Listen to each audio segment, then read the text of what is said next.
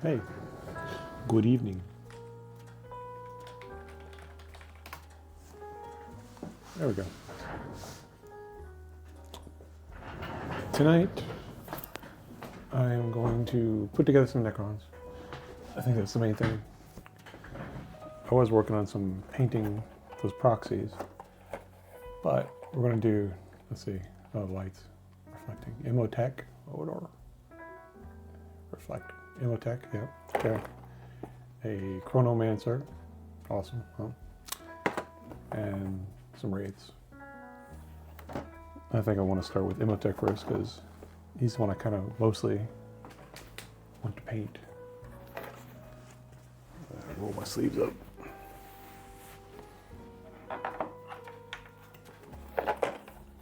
This guy's pretty cool looking. I've been looking at like YouTube videos of people doing him, and there's some interesting takes people have on doing his cloak to get that sort of, I don't know, wavery sort of look to it. And then he's got the little critters, scarabs.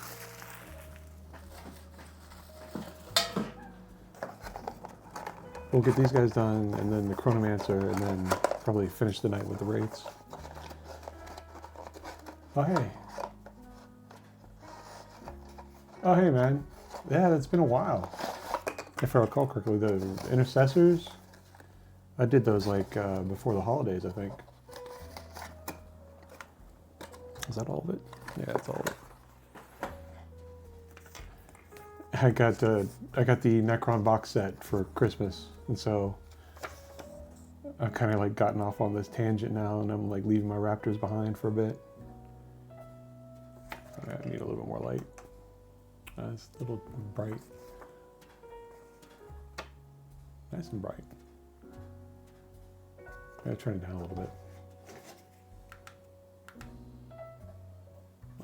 That's better. I can see. What have you been doing?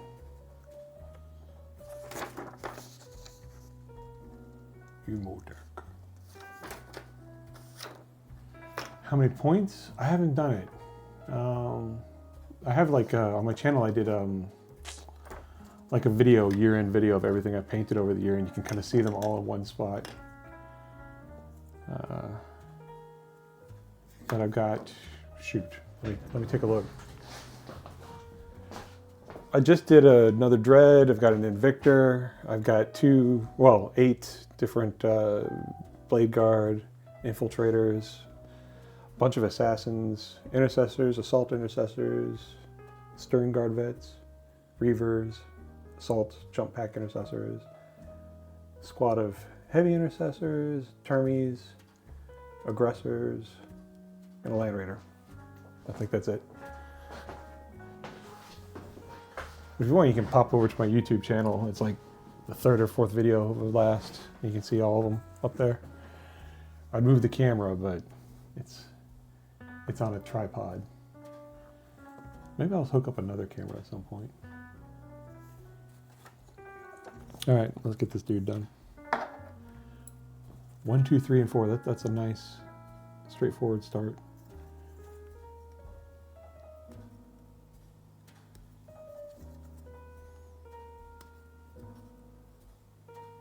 Oh yeah?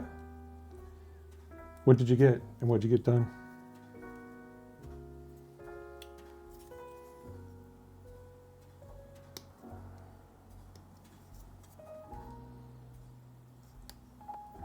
Two. Let's see. That's 4.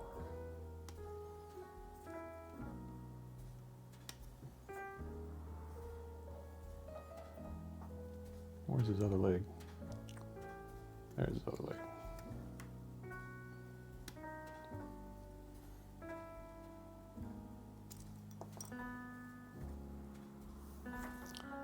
Let's see, 5, 6, and 7.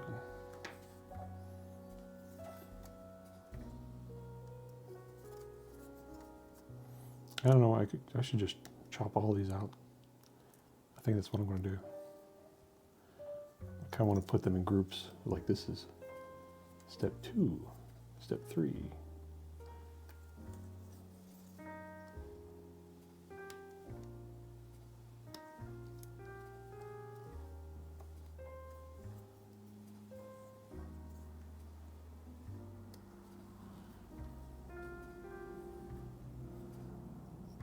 Oh, the introduction kit is very good.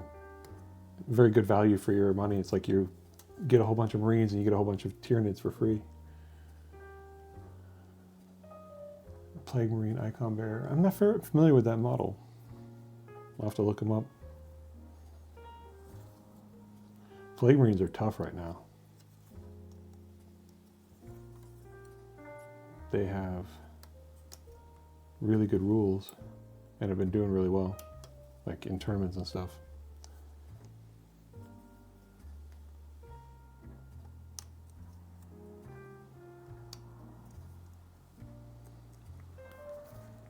Let's see, 10, 13. Okay, step 1, step 2, step 3.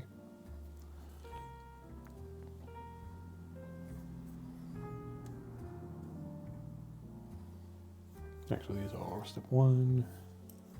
This is step 2. Step 3 is 10 and 13. This is a big old noggin.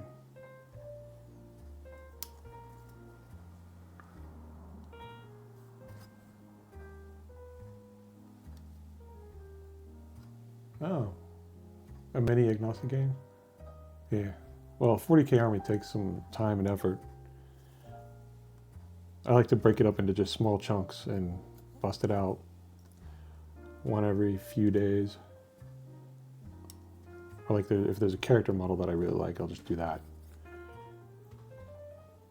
Let's see, 14, 15, and then the base.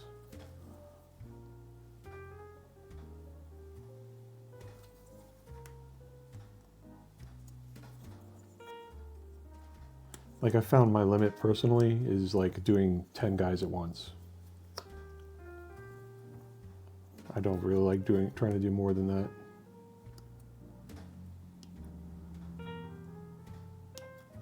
My preferred grouping though is like 5 guys. Or a character model or 2.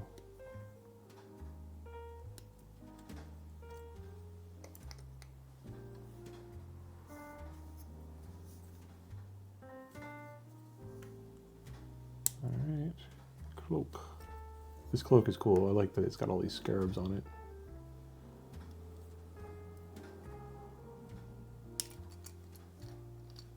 I have not painted them. They're the zombies, right? For Death Guard. I haven't painted any 40K Chaos. There's some figures I want to do, but I haven't done any of them. I've got a lot of Chaos for Fantasy, but not for 40K.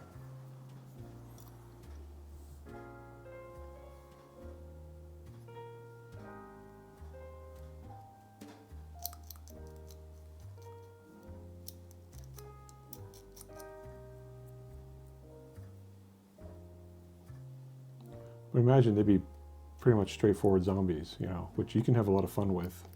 And they can be pretty easy to do. Because I've painted vampire count zombies. Let's imagine, do they have guns? Maybe.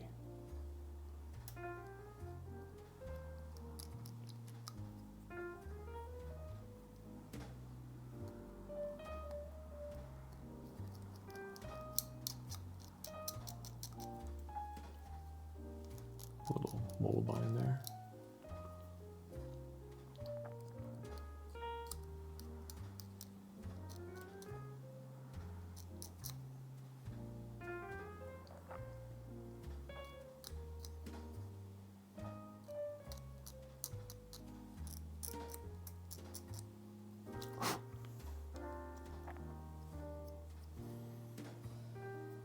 So how'd you get into doing Death Guard? Or you were doing it for that other game?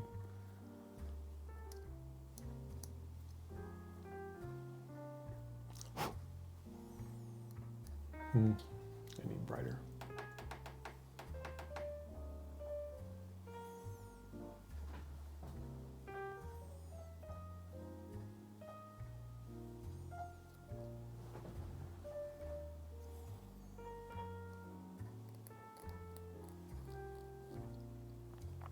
I do some kit bashing. Like I made my own Laios Isodon miniature, and like some of my Raptors, just they have alternative gear, you know, to make them look more tactical. But not a whole lot. Like for me, it's ambitious if I'm magnetizing something.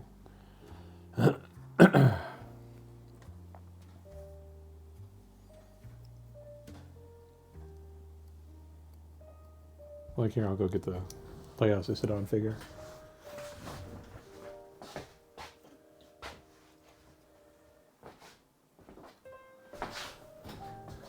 Like I took this guy, and I don't know if you can, let me see if I can get him closer. So, I gave him a bird, and he's a Phobos lieutenant, but I gave him, a sniper rifle, and some extra gear on his belt.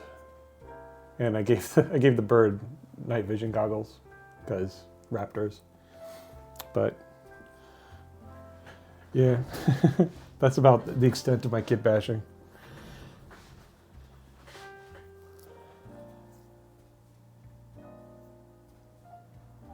Oh, Trench Crusade looks really cool. Yeah.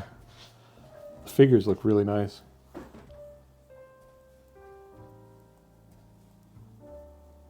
Thing is, I would just want to use them as, Deathcore Krieg guys. Character models for them and stuff.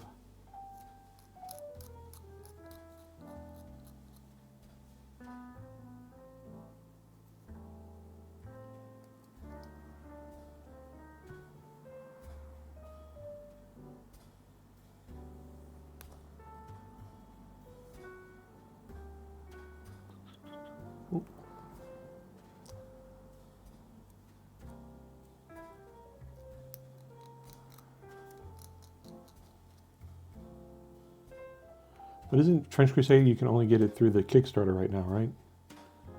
Because every now and then I check through Amazon for weird miniature stuff.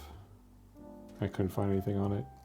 Or there's another one called Armored Clash, which is another miniature game that I was looking at that looks kind of cool.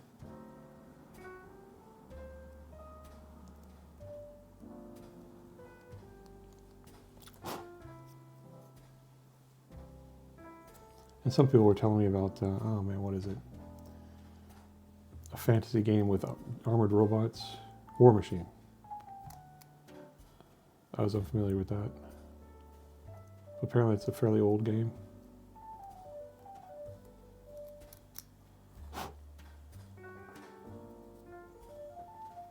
Oh, I'm sure.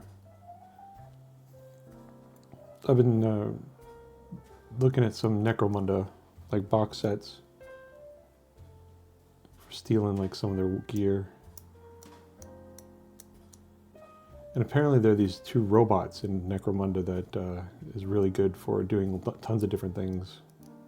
For Adeptus Mechanicus or for the orcs. You slap an orc head on it and they become, armored nobs or nobs.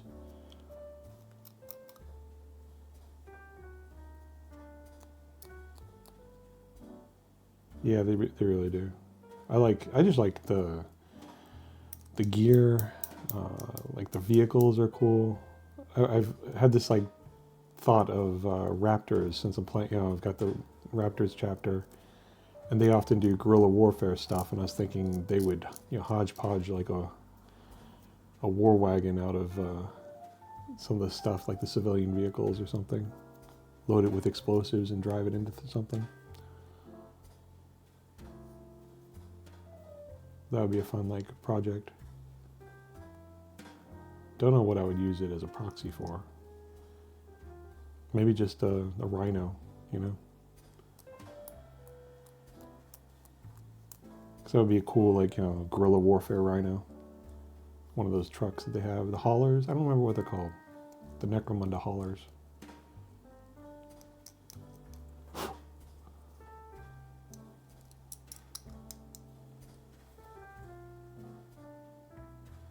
Yeah, the bird was 3D printed. I just got a dozen of them from Etsy. And the bird's 3D printed. The rifle is just a spare rifle from Eliminators. The tactical knife and some of the grenades. And the the backpack and the night vision goggles for the bird, they're just bits and pieces. I don't remember what I got them from. I think I chopped off something from a backpack, from a Krieg backpack.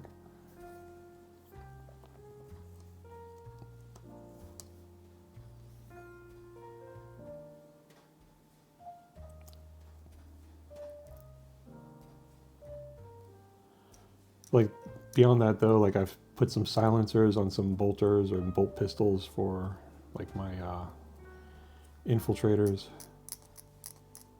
Some different heads and helmets for different people. Nothing too complex.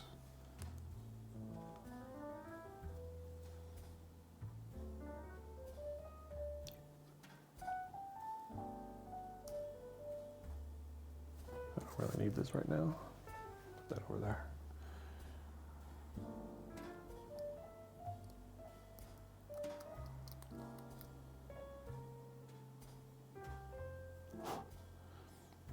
If I couldn't find a bird, I was thinking of getting, they have that Age of Sigmar Stormcast Eternal guys that have hawks and falcons. I was going to do something like that, but I thought a raven would be better since they're Raven Guard offshoot chapter.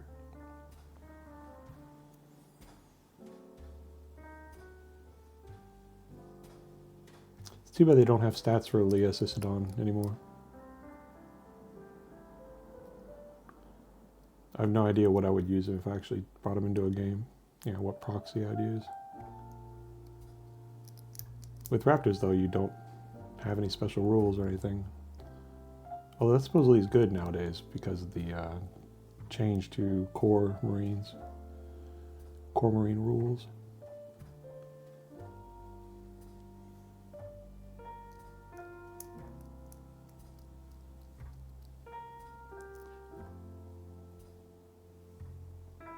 Alright, almost done shaving.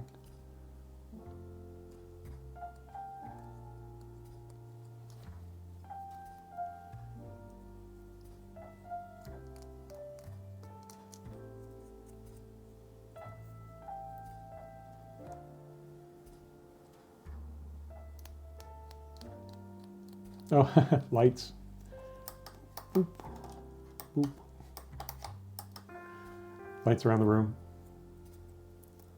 And this is for the central light. There.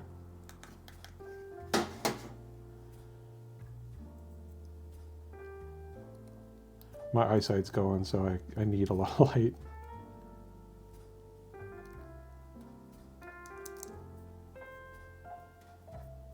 I always find it helps. And I also have, you know, like that magnifying glass with it has its own light too.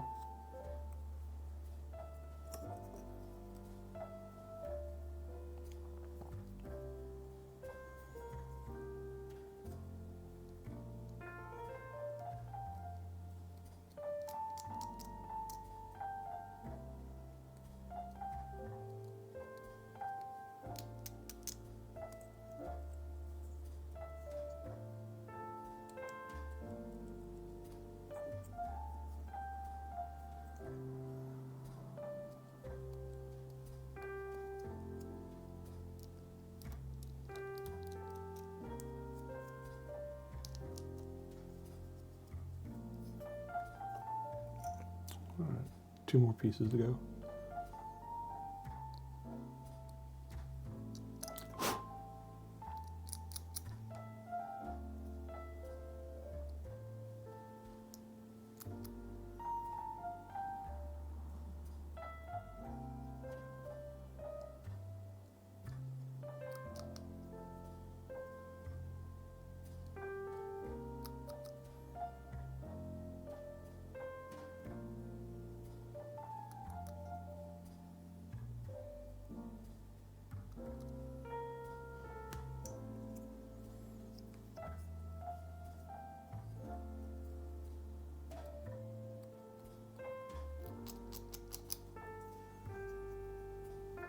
I was looking forward to painting this guy.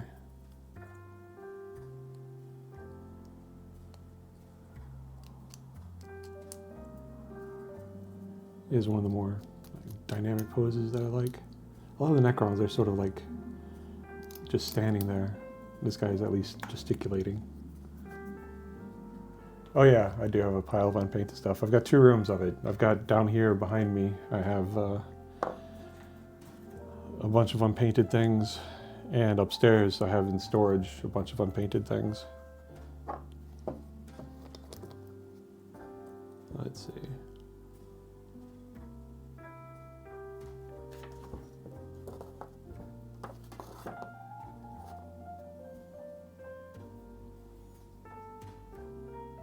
Let's get the legs first.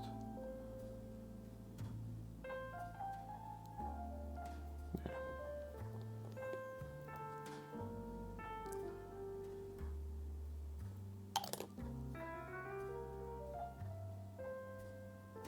Got a lot of 3D printed things too,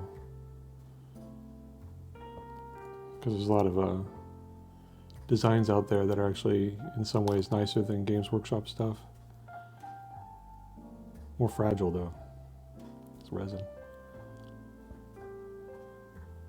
Okay, and this goes in the back here. Like there's some really good Tyranid models out there. And Imperial Guard. Well, Krieg. There we go. No, I don't. I don't quite have room for a 3D printer because it's the smell can be pretty strong and, you know, toxic. But I have a really good guy on Etsy who does a lot of printing for me. His work is good and fast, and his price isn't bad. Let's see.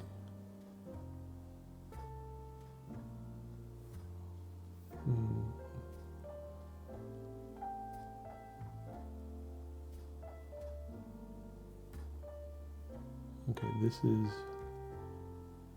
the one we need here. And that goes like that.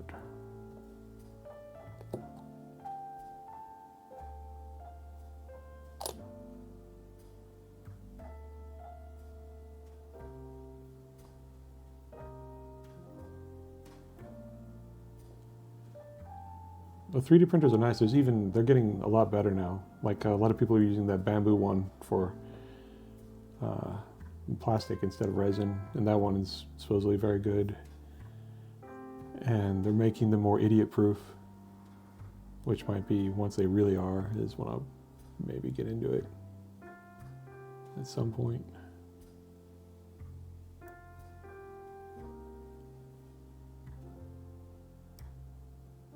Is that right? I think that's right, yeah.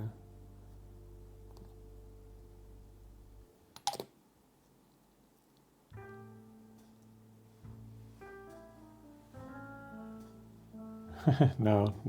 I enjoy painting so much. If I paint something, I want to keep it usually, you know? I've painted a couple things for my nephew. My nephews and my niece. Like for Christmas, I did some dragons for my niece and nephew. And I did, since my other nephew, he plays 40K, I painted a Terminator captain for him. In Ultramarines colors.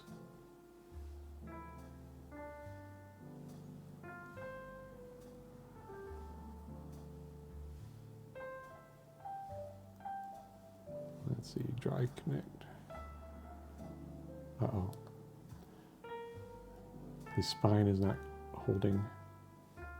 I'm going to need to reglue. Neither is his arm.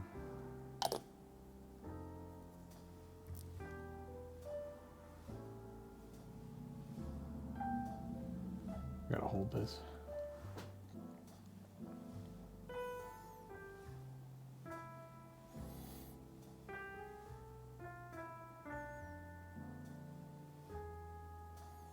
Gotta give this a little bit extra time. Why is this not sticking? We may have to do super glue and accelerant on this dude. Maybe my glue is old.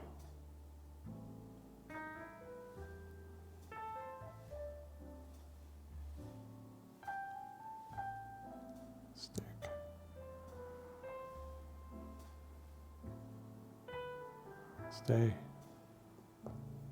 Stay. Maybe we conclude this while I'm waiting.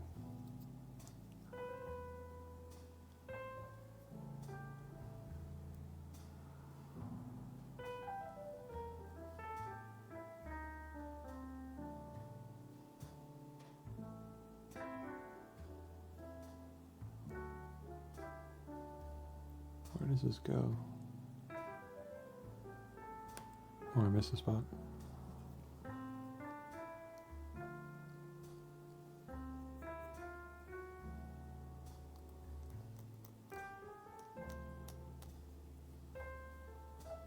What? Is everything okay?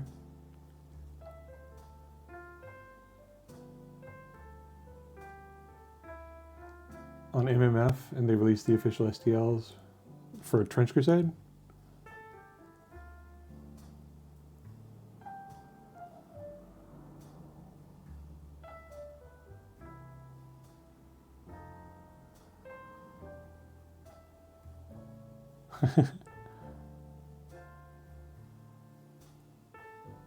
What are the STLs for? I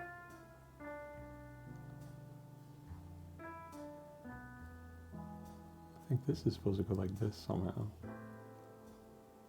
There we go.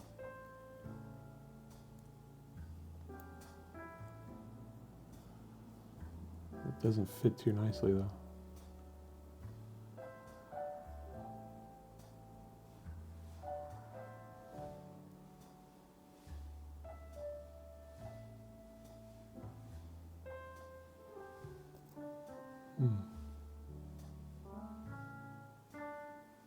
Yeah, let's give it a try.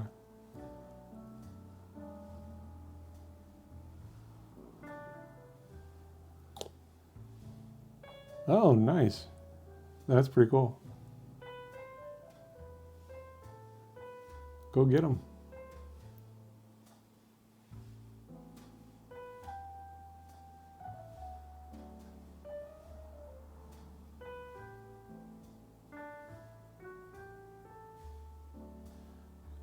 You know, hold this for extra long, make sure it sticks. Does not have a really solid join. There. I didn't know there were that many factions for him. Stay. Alright, how's this going? Alright, this feels better. What else do we need? Get his head on.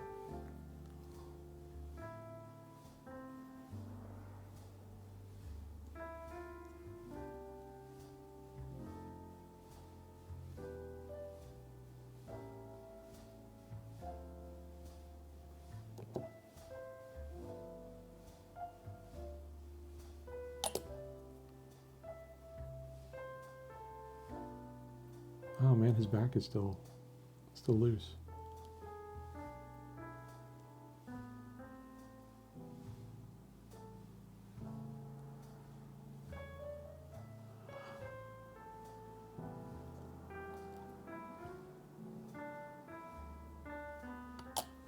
Maybe if I close it up with his chest here soon.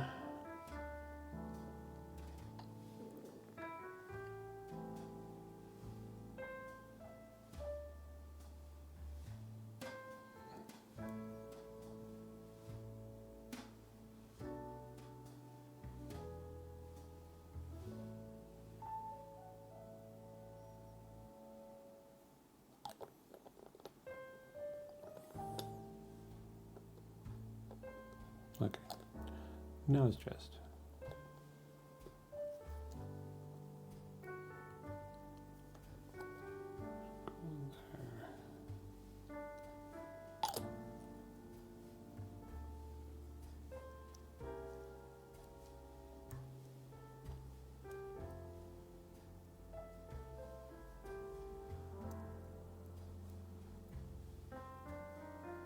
Oh, bugger, he's falling apart.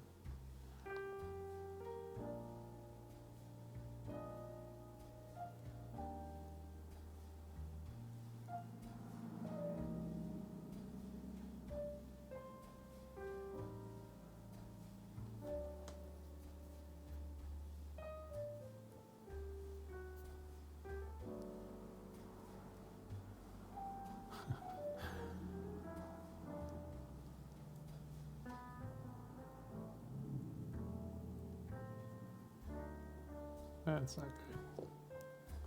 All these pieces are falling apart.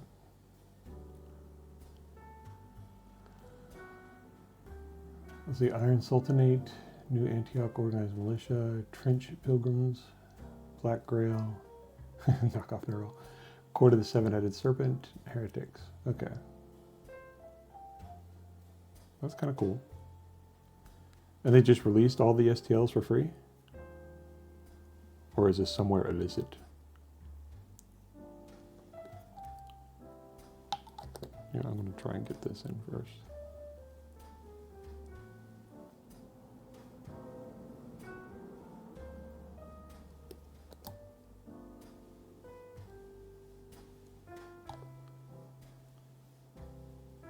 Stick. Stay.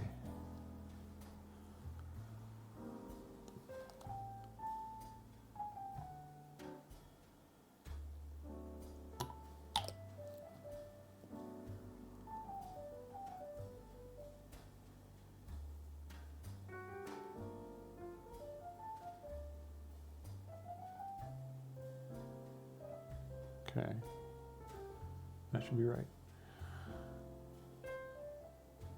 Oh, that's good. How much are they? If you don't mind checking.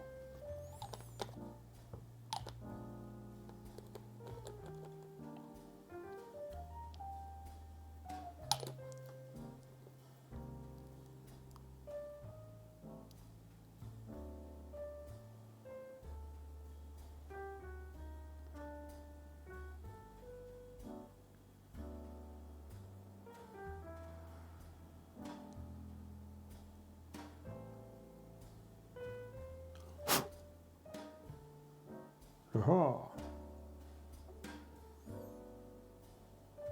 He's pretty tall. Like he's taller than a Marine.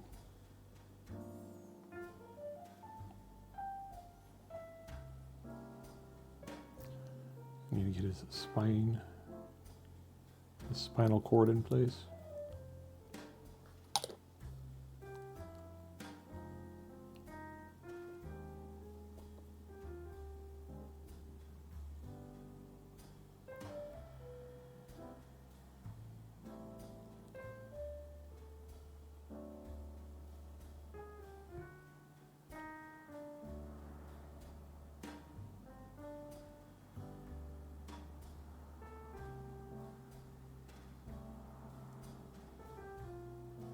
Okay, there's his spinal cord. And he needs his loincloth? Yeah, loincloth. Which side goes out? Okay, it goes like this.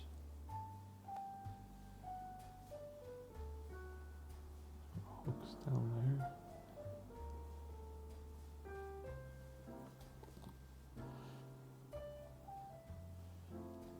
there. How old is this figure?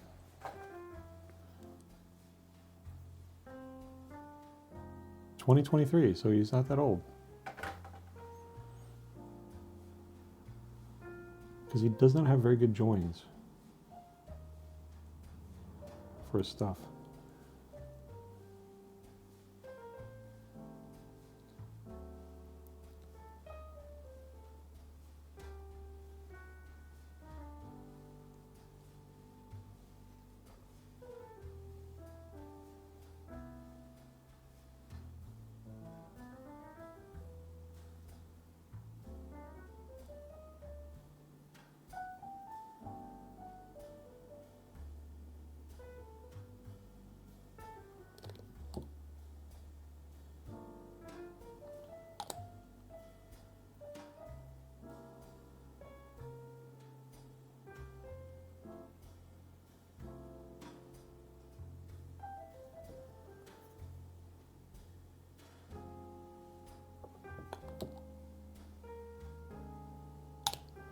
All right, let's try the staff again.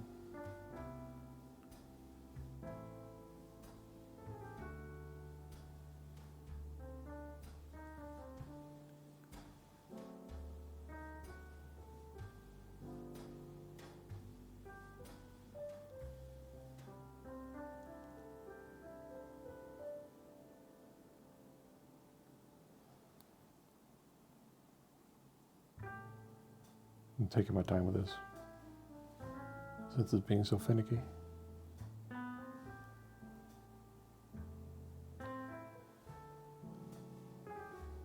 It is close to being done. Then we'll go on to the Chronomancer.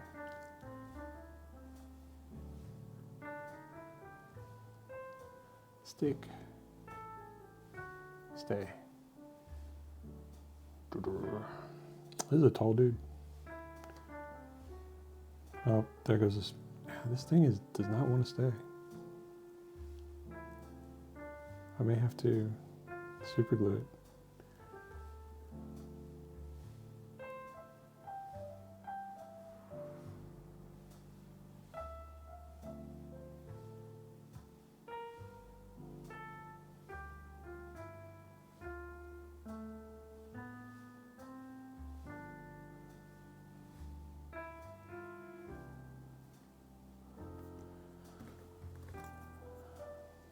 All right, this goes like this.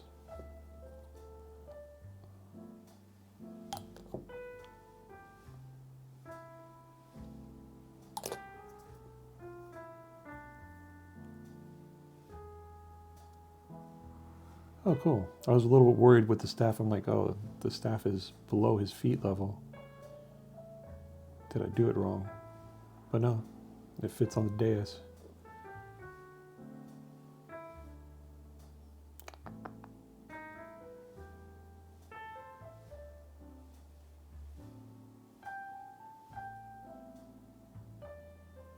Hey, Mini Scribbler. It's been a dog's age. How you doing?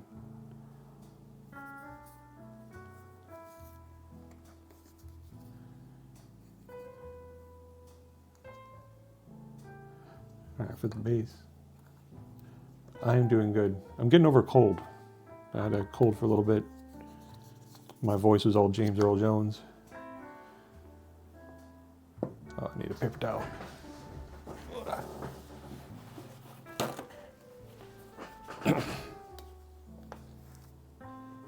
I'm doing a bunch of Necrons tonight. Got 3 on the way.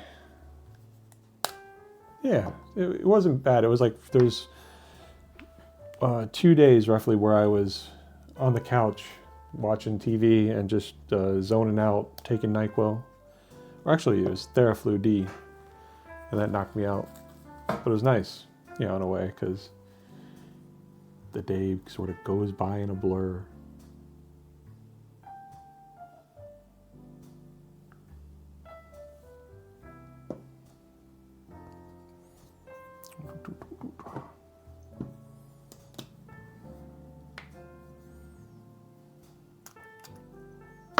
How are you holding up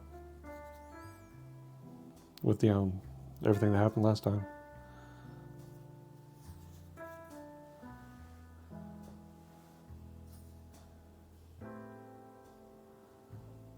There we go.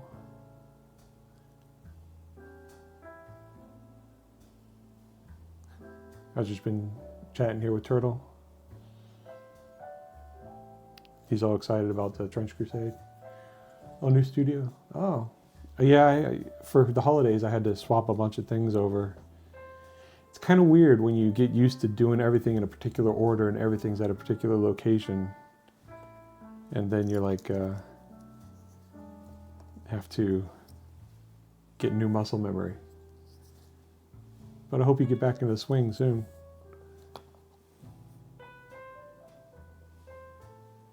Get some more dioramas going.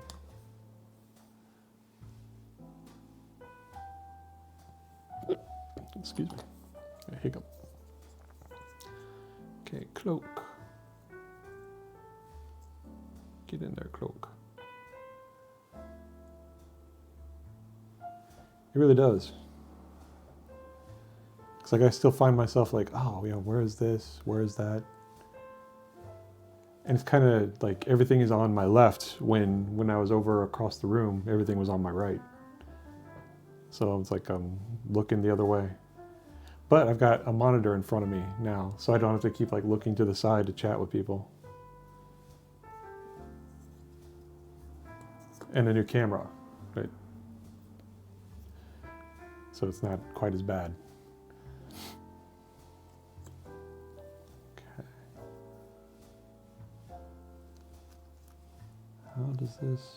Okay, it goes like that. It's pretty straightforward. I hope this connects well. Yeah. It's kind of a neat camera. It has like AI tracking motion and stuff. So like when I was painting the dreadnought, you know, if I'm working on like one thing, it can focus on that one thing no matter where I move it. So that's kind of cool. Oh crap! Don't! Did I just break it? I broke the seal.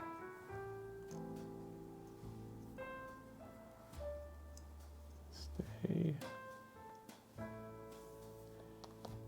Yeah, it's really nice. Although it feels like it's not like infallible, so it'll like sometimes start following the wrong thing. And so I feel like, you know, Tony Stark when I'm talking to it. You know, where he's talking to that one thing, like, hey, no, over here. Don't mess up again. And I believe Mini Scribbler does, Turtle.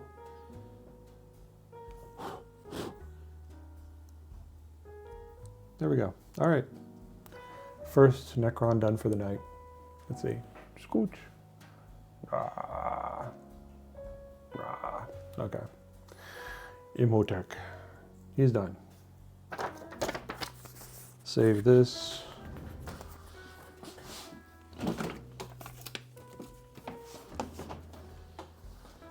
Next one we're doing is the Chronomancer. Ta-da.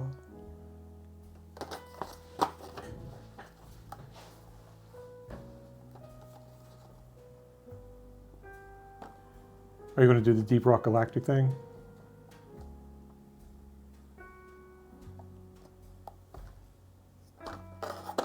It's okay, Charlie. Everyone just has to like get used to their shtick, what they like.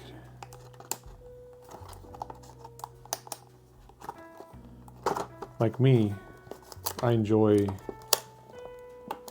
finding good tricks to get good visual effects quickly. That's why I like slap chop, because I'm lazy. I thought I cut that.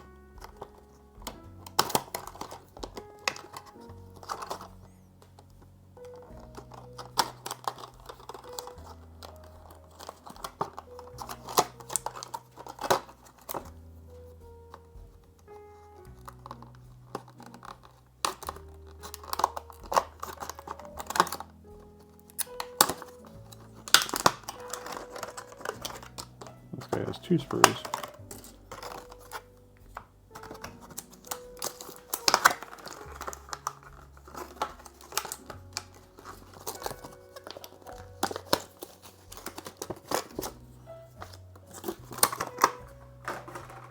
All right.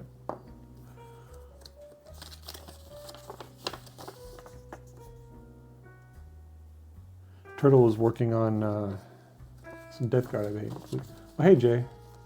Doing okay. Just putting together some Necrons tonight. Relaxing. Chronomancer. This guy looks pretty straightforward. Oh, he's got different heads. They all look funky. And he's got 2 different items. Necrons, yeah. Yeah, we just did Imotekh. He's cool. He's really nice. I'm looking forward to painting this guy. It's great when you pick up the guy and you can tell like, oh, I'm going to do this and this and this, and like create this ordered list of what, you know, process.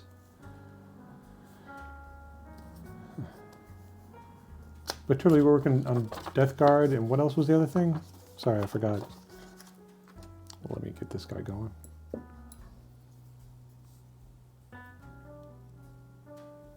Let's see, first step, 1, 2, 3, 4, 5.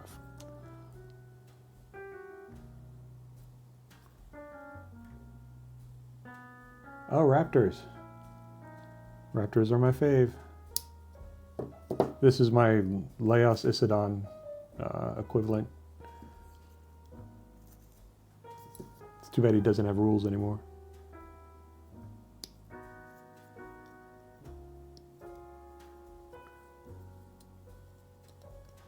Yeah, he's got a little birdie with he's got a bird with night vision goggles. I don't know if you can see. Because, you know, raptors, they're all sneaky. I thought that was kind of cool. Oh, that didn't really get into focus, did it? Let me try it. There. Da, da, da. Night vision goggles. So there. Yeah, it's a little dorky, but I like it.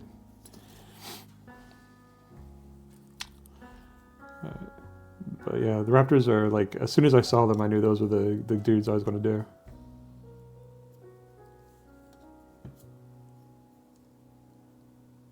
Thanks, it was my wife that suggested it. She's like, oh, you should give the little birdie something to make him look cool than just be a birdie. But yeah, I put the really, oh yeah, I'm using Tamaya. Main thing though is I like Tamaya because of the applicator. Does it? I've not used it yet. Oh no, wait, I think I used it a little bit at the store. I don't remember it smelling in any particular way. And this guy has a lot of like stuff on his staff. Or this is his collar, I think. Yeah. It stinks. Let's see, I got oh, a second.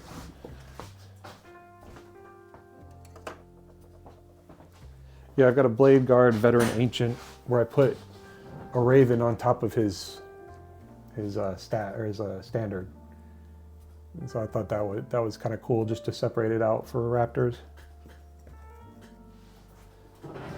Because I wanted to have something. I get a hard time from people for doing Blade Guard Veterans as Raptors though, because, you know, Raptors are supposed to be all reasonable Marines and Blade Guard Vets are not so much. But I just like the models. They're so cool. Okay, let's see. 3.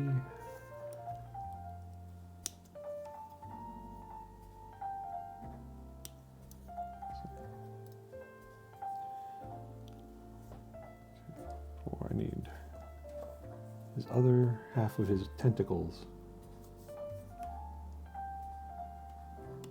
More tentacles.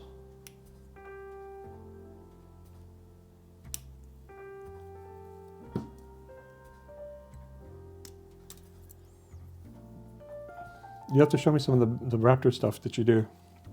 We can share ideas.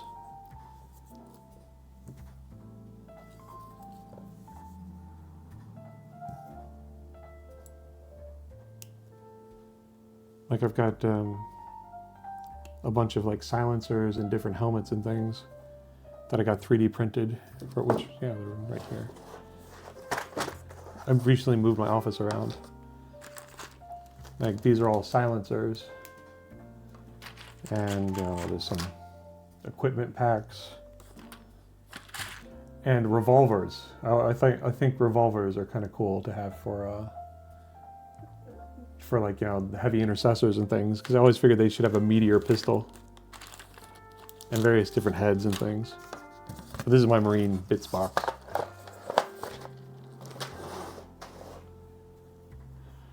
All right. 1, 2, 3, 4. What am I missing?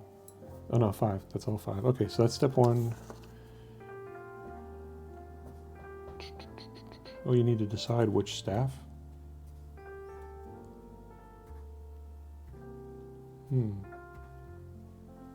Oh, there are 2 different staves. Which staff looks cooler? I think I like the orb.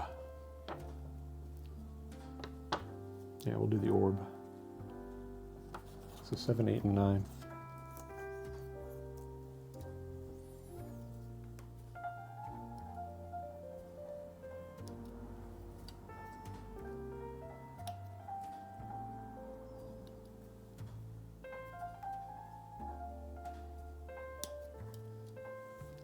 Orb. And another portion of the orb.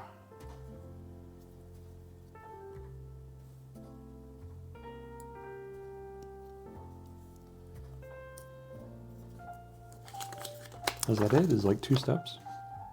3 steps.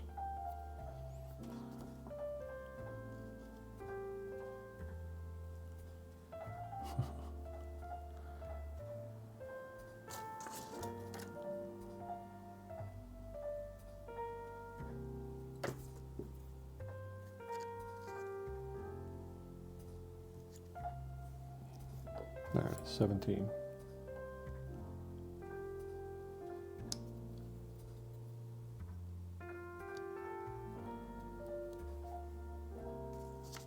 And he needs a face.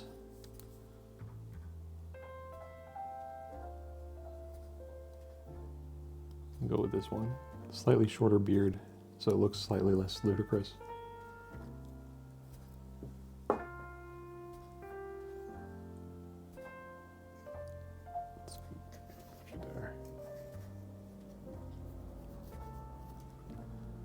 Alright, that should be it, I think. That's all extra stuff. Alright, let's shave him.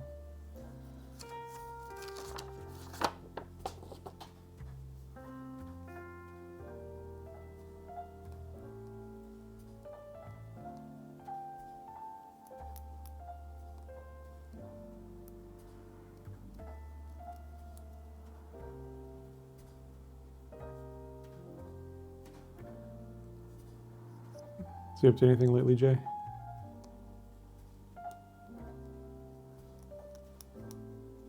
Or hopefully relaxing.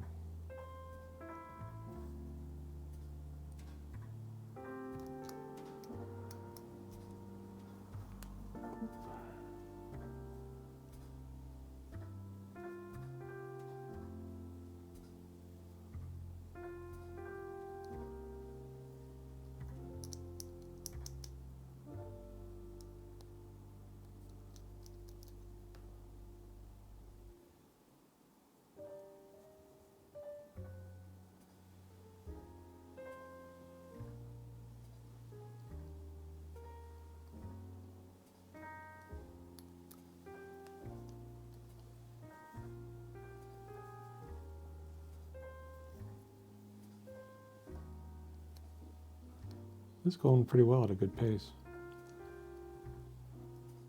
It's one of the second figure after an hour, which is good for me. I don't know if that's like good for normal folk.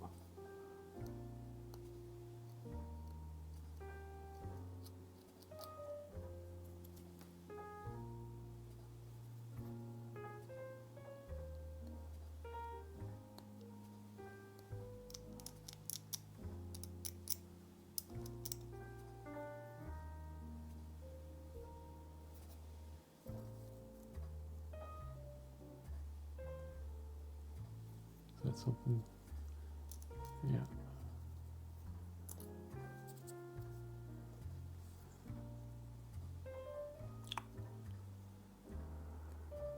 So of the different character models for the Necrons, I like the Chronomancer more than like the Psychomancer and the, what is it, Plasmomancer, the blood guy.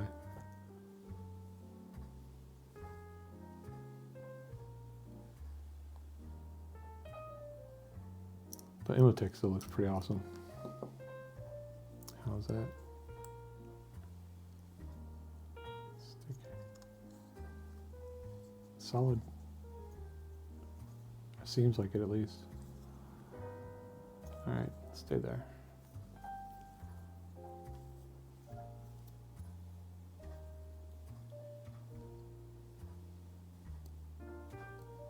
That's a rough spot.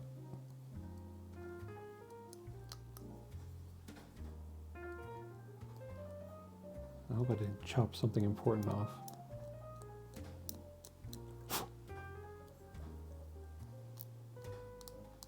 Hey, turtle. Oh, duh. Not talking to me.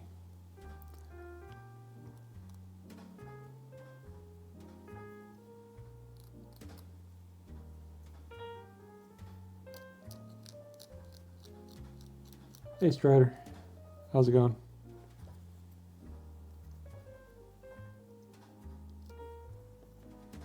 Just working on some Necrons.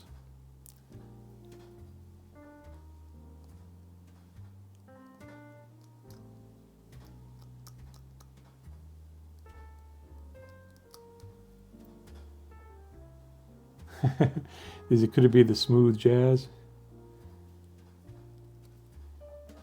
I sometimes have like, you know, techno music and stuff. But like when it's cold outside or raining, I like to have jazz. Good to hear, man. Just here to hang out or working on anything tonight?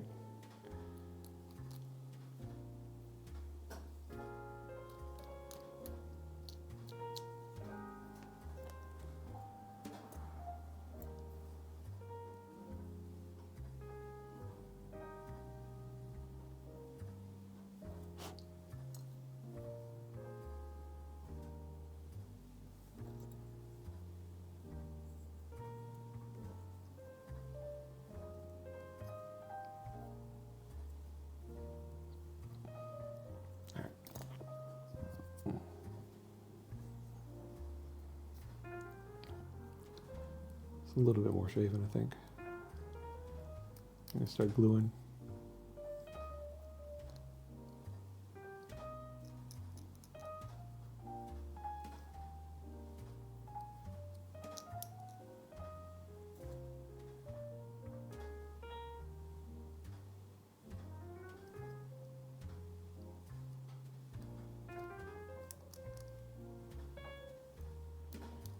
Yeah, Necrons have been distracting me lately.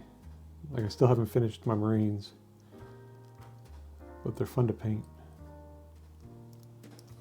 So I've been doing more and more Necrons.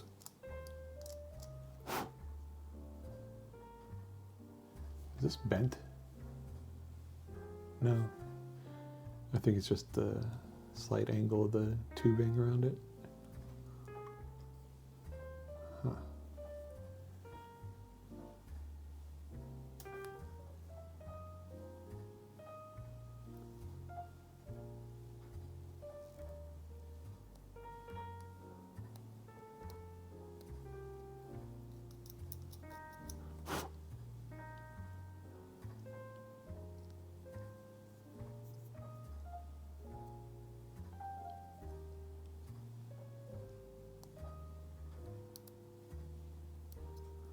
I hope I didn't need that piece I just cut off. We shall see.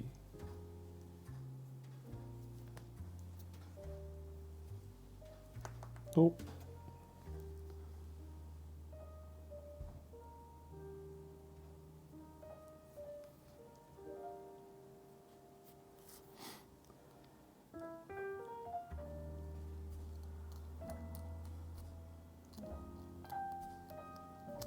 Swirly orb thing. I keep dropping it. It's slippery.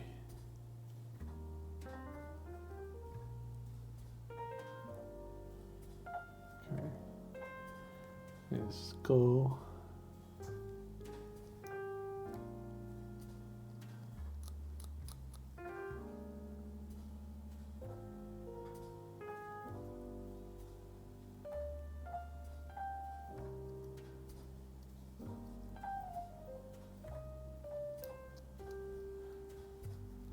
So you guys thinking about getting the new Deathcore Krieg box set when it comes out?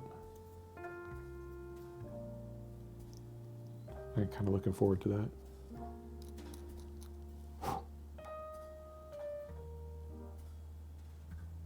Specific singular 40K, like if it's something that's in circulation now, Rogue Trader, but there's also, let me check. I think it's Troll something. There's like a marketplace where people sell assembled or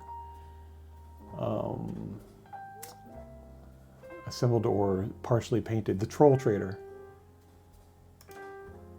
TheTrollTrader.com. You can find old stuff and new stuff.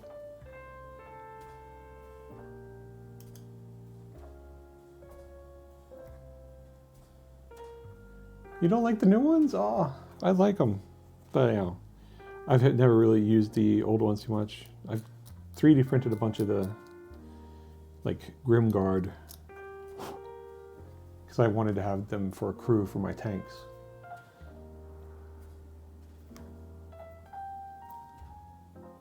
Okay, assembly.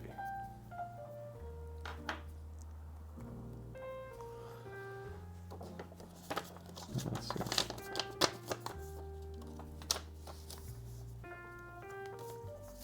All right, this should be easy. Knock on wood.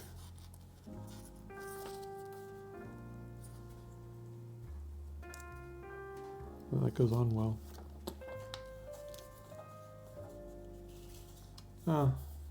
Well, they're definitely the Trench Crusade ones are very similar, but they do have that harder edge.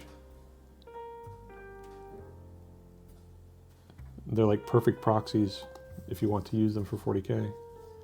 Some of the miniatures I've seen. I haven't like looked at the range of them. And you said that you've got 6 factions. I haven't looked at like any of the other factions. So let's see. Okay, this and goes on to the front, y'all. Like that. Okay. This guy, as opposed to Imotekh, this guy goes together pretty decently. He seems to have like large connection surfaces and he fits well together.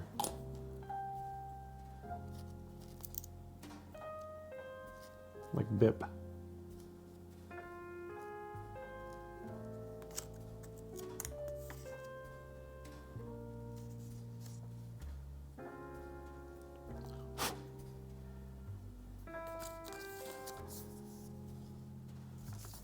Let's see. Now he needs his spinal cord. How does this go? Oh, huh. This big thing in the middle of the headdress is not supposed to be there.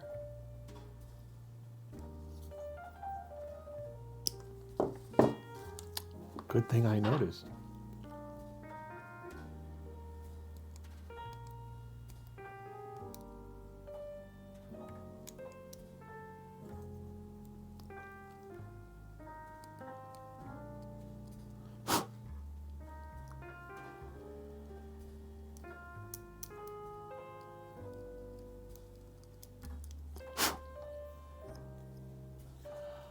I've painted the warriors and one of the lords. Oh, and a Nightbringer proxy.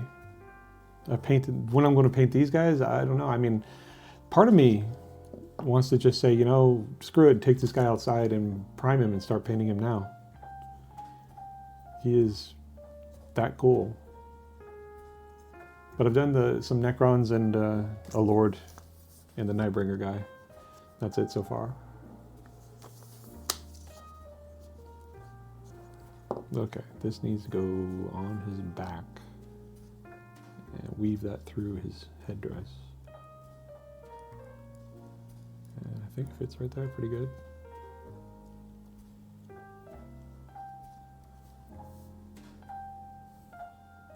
But the Nightbringer is 3D printed by that guy I was telling you about, the Scale Tails. It's such a nice print, nice figure. I'll get it at some point when I get a break. In action. What's this? I think that fits. Feels like it fits. Looks like it fits.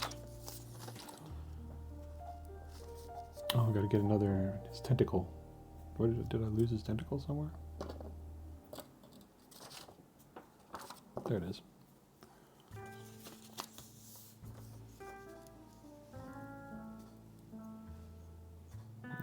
This one connects to here, I think. Yeah. It's gonna be iffy.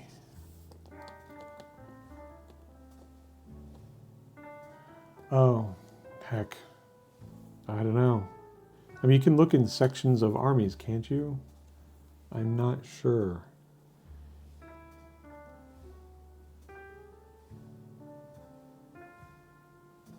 I just look for poxwalkers on Troll Trader. Keep digging. But other than that, I don't know, man.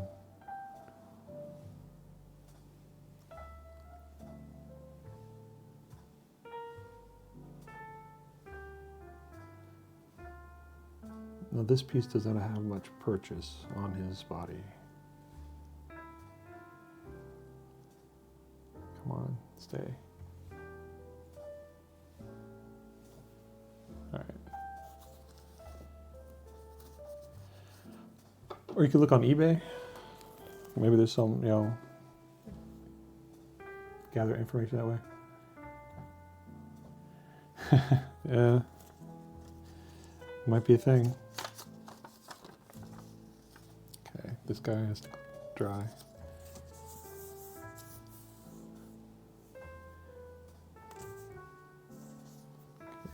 This needs to glue.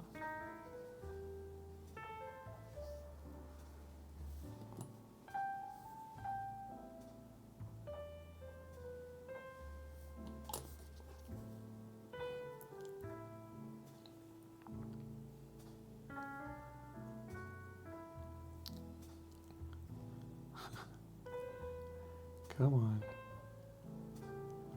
There we go.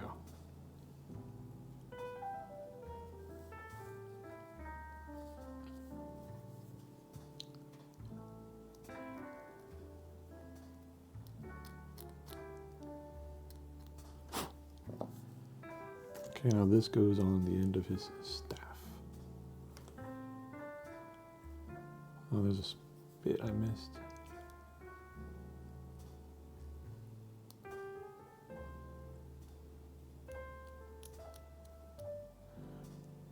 Well, sometimes you have to sacrifice for the sake of art. So buy those 10 minis.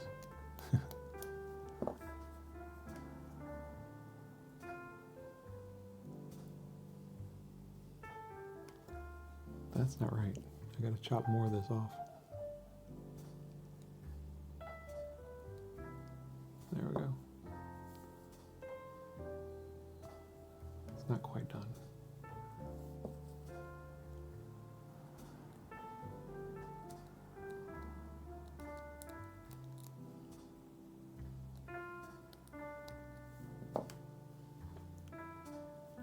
Okay.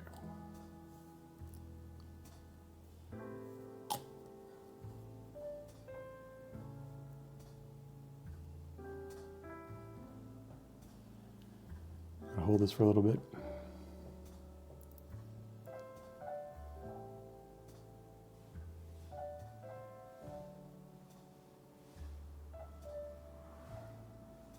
There we go.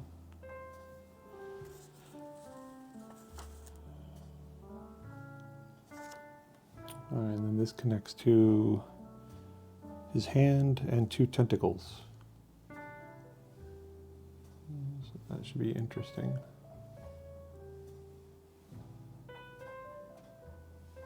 Two tentacles? Or 1?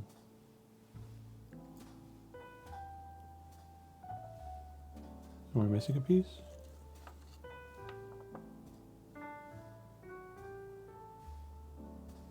Well, that's the other thing.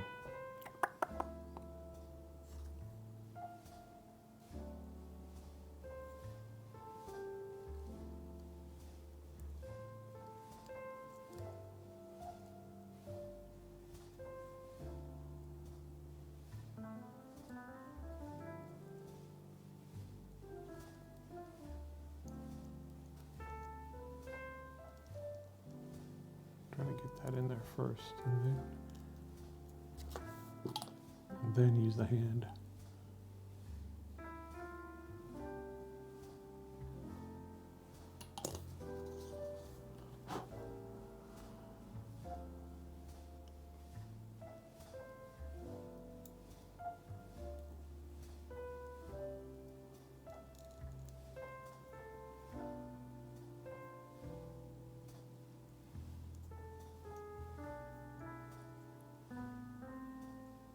There we go.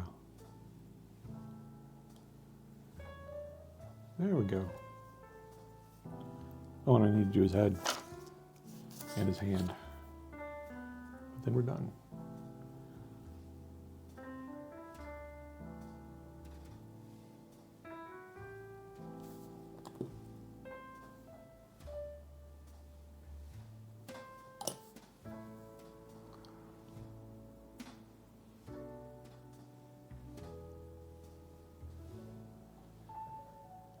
Let's see.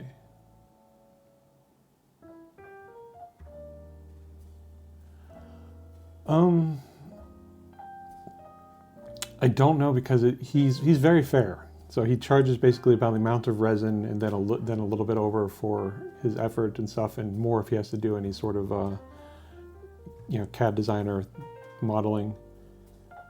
Because like right now he's printing some raptor things for me. But if you contact him, the name is the Scale Tales, and you tell him, you can send him a message and tell him CC sent you. He said he'd do right by people that I referred to him. But yeah, he's really good. And he's been exceedingly fair. His wife packs all this stuff excessively like safe. I've never had like things break beyond, like if something breaks, they usually include an extra just in case. They've like, if they have questions about it, they've been so great. But anyways, the Scale Tales, they're good folk.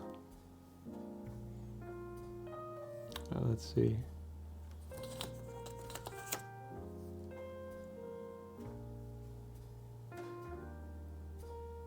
How does this go? I think it bends up. Where does it look? No, it looks like it's extended.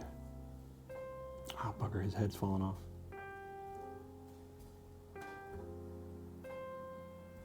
Stay there.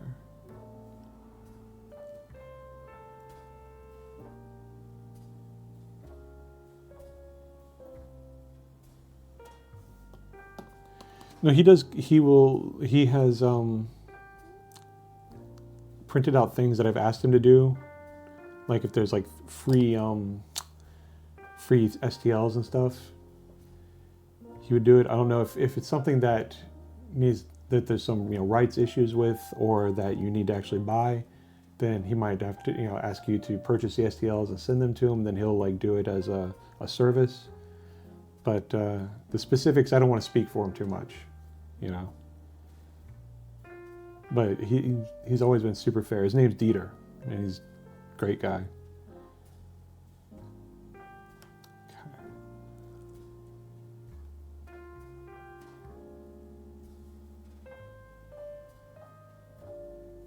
I keep knocking his head off kilter.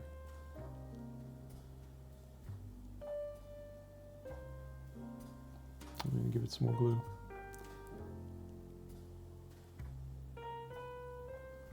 Give it a little bit of time.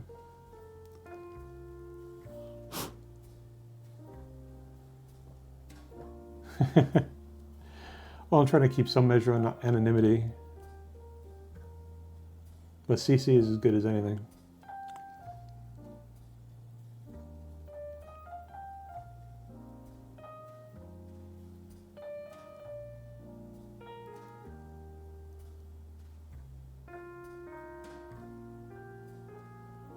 There we go.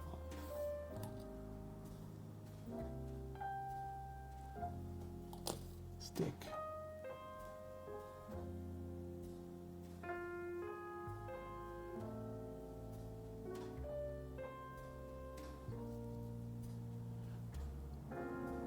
The first, CC.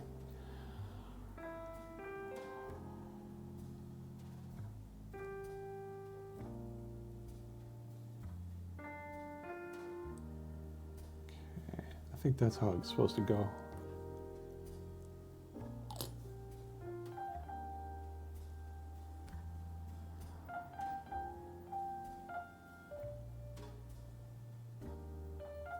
All right, gotta hold this on. This has like no purchase.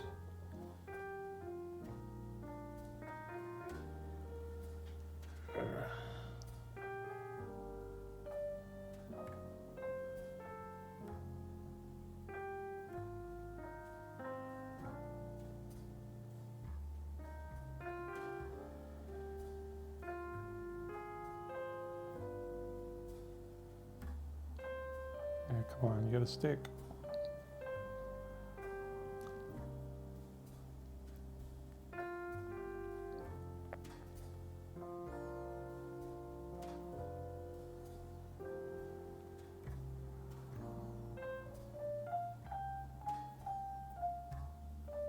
Okay, I think this is gonna hold. I hope it's gonna hold. All right, let's try super glue.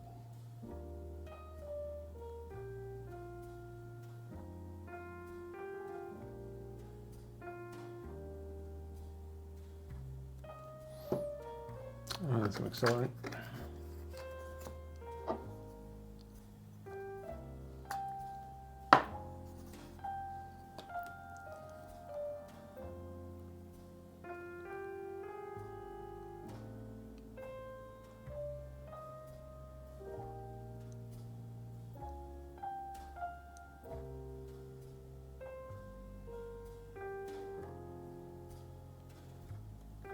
All right.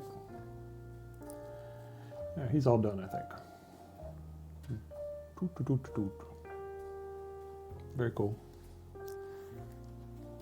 I'm gonna get off the extra bits here before I put it into the trash.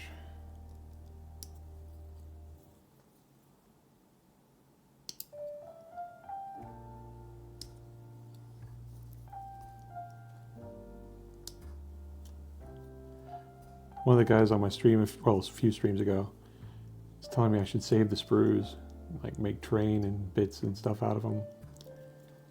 And I was like, I have too much junk lying around the house already. I do not have room to save all the sprues.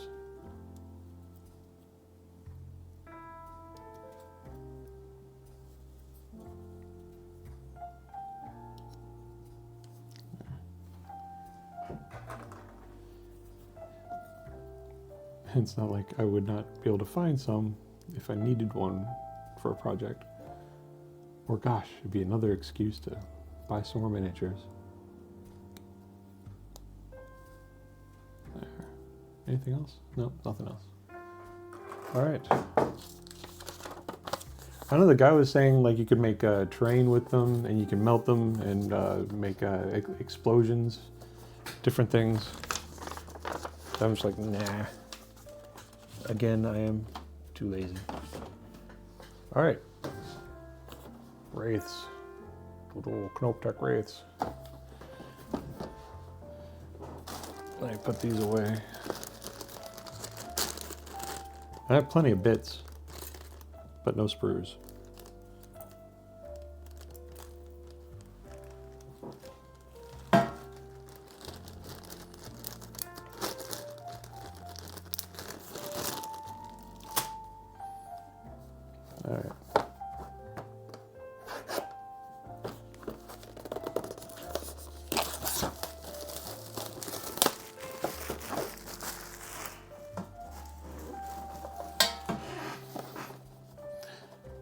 Now the guy down at the at my local game store was telling me that Wraiths are very good right now.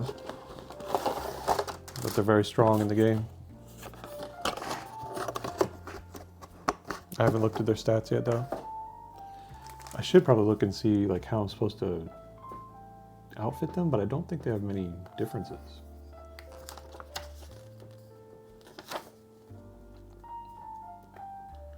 They have a zap gun.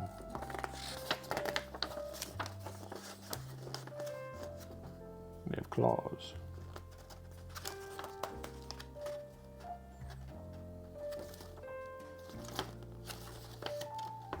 Oh gosh, these are all the same. You just pose them differently.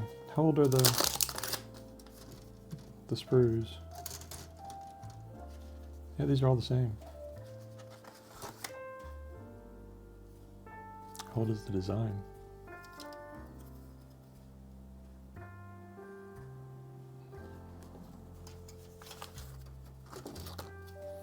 I don't see a date on here anywhere.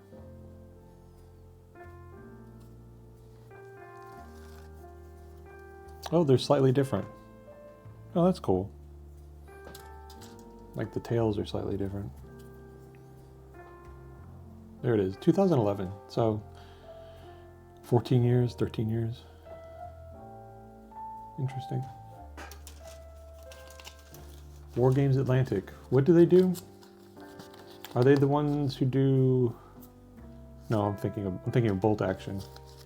I don't know what War Games Atlantic does.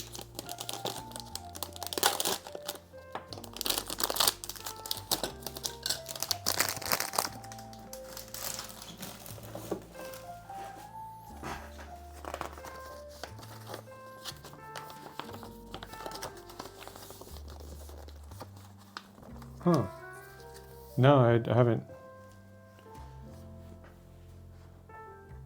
Let me look them up real quick.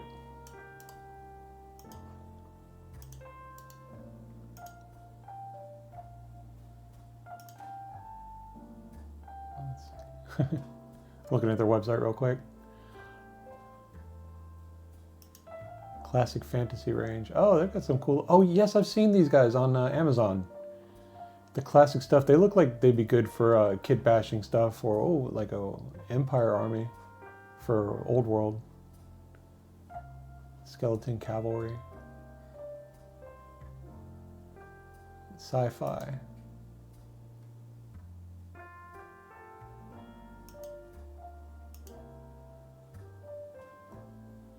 Oh, there's sci-fi stuff they make. Looks like they have Astra Militarum proxies. Or Imperial Guard. Some Tyranids.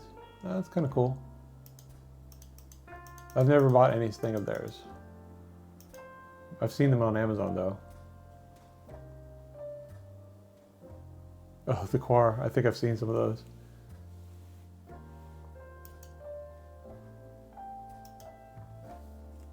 Have you put together the Ura box, or are you still just, oh, you just got it in the mail?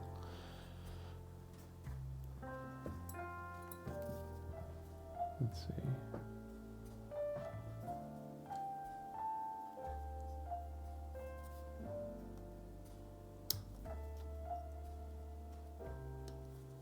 You'll have to let me know how they are.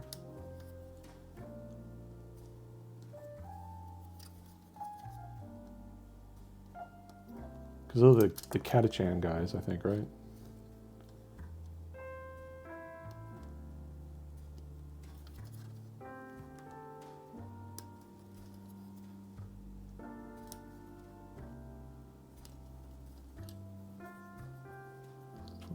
$24.25. That's 26 and 27.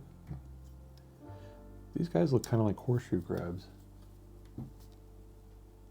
Cool. You have to let me know how they come out.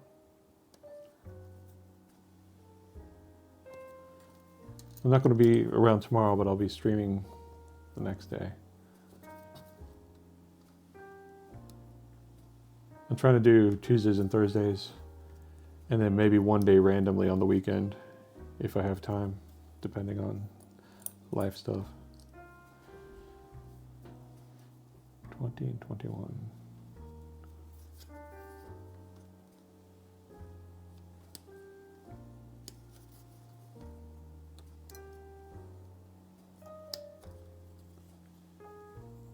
Oh, are they? That's good to hear.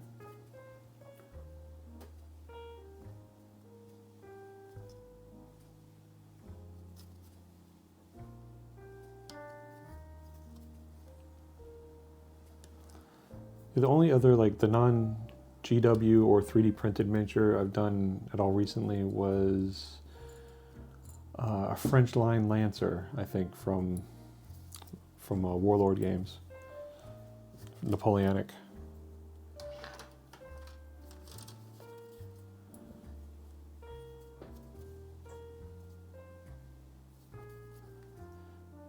And I did not like it very much. The miniature's detail was not quite there. There was a lot of parts of it where to complete the uniform I had to freehand it a bit, when it should have been like, you know, it should have had epaulets and such. They come with loads of extra arms. But well, that's good. So it's good for kit bashing and stuff.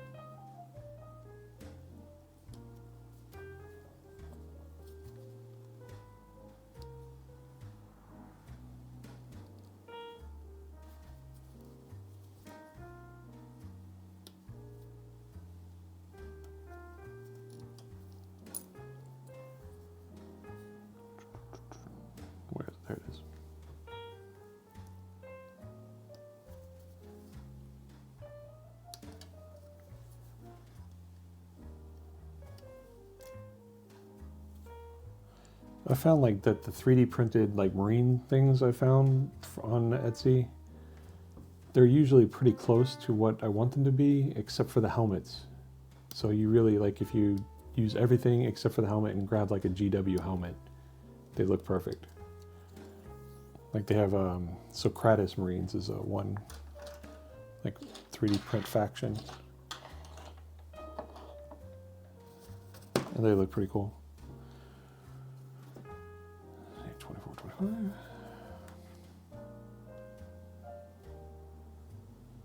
But I always save every helmet I can.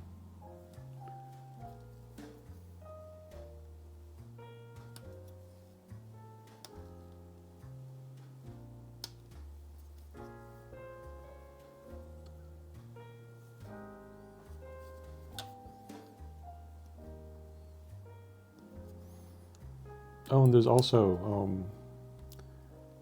on Etsy there was a person who makes 3D proxies of immortals, where you know how like you get a box of immortals, you can make 5 immortals or 5 death marks. And this is, they make extra torsos, so you can take all the leftover pieces, like if you make death marks, you take all the leftover pieces for the immortals and you can use these proxy extra torsos and get 5 more immortals out of the box set. And they look kind of cool. Like these are, I just gave them a quick dry brush, but that's them with cape and everything. There. For this one I got done more. But see, you take, that's, you know, Games Workshop arms and gun, and then you just have that torso, and the rest of it's done. It's kind of nice. They charge like 20 bucks for 5 of them, but I figure it's, you know, 20 bucks to get 50 bucks worth of figs. And I like the look of them. Something about robots in cloaks and robes. Very, what, Transformers sequel.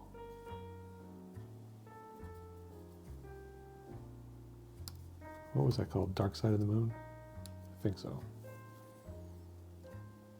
It was a terrible movie. Okay.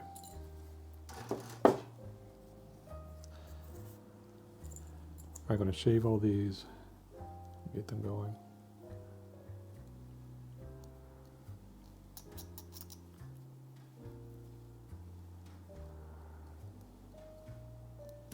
Take a second for a break.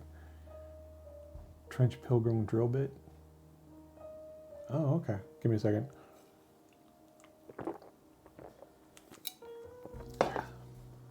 Let's see.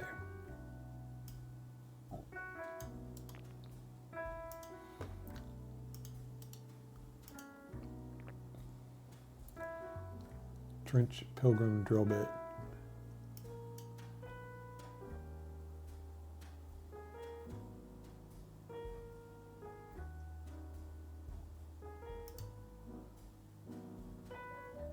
I don't think I'm coming up with what you want. I'm just seeing a bunch of pointy-headed folk.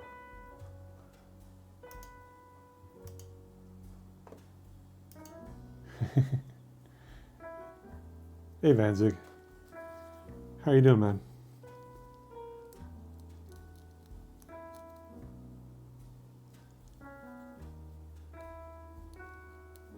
I'm doing some Imotekh Wraiths at the moment.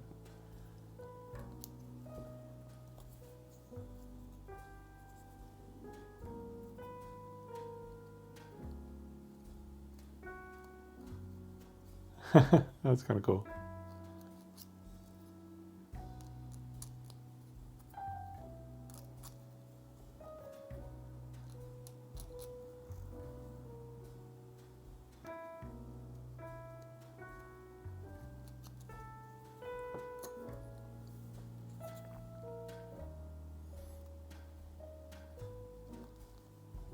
I'll have to look at some of those STLs.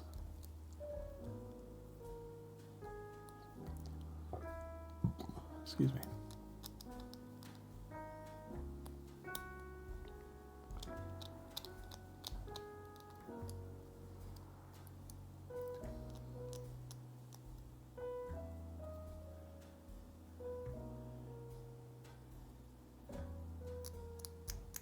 Vans was like the first person to actually talk to me when I started streaming. He's been coming around hanging out since then.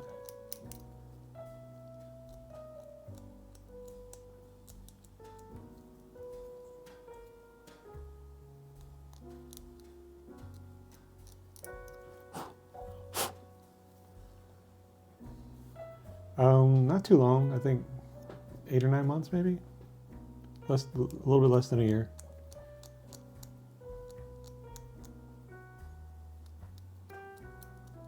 Like April last year, maybe. I'd have to look at my YouTube channel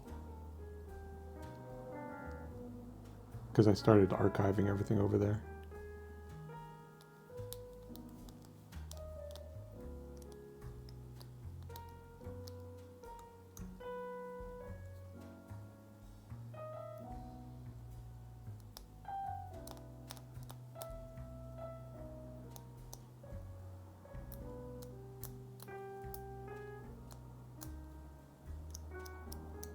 Are we still wanting to see the Necron Nightbringer? I can go grab him. He's just up on the shelf behind me.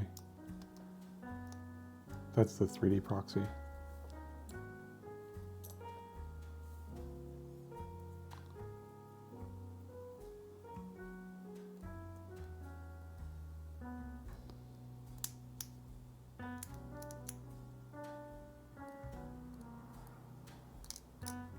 I think he was doing something for Trench Crusade.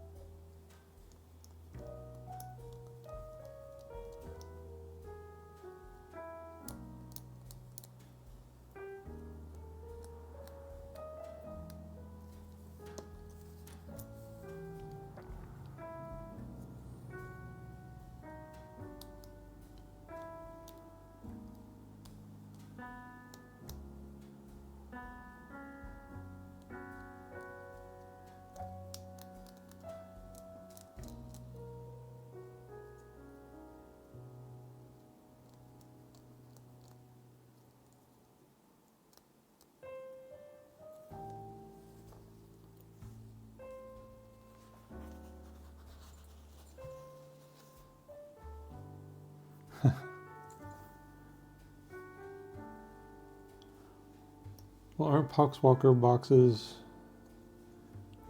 aren't they on the lower end of the squad boxes?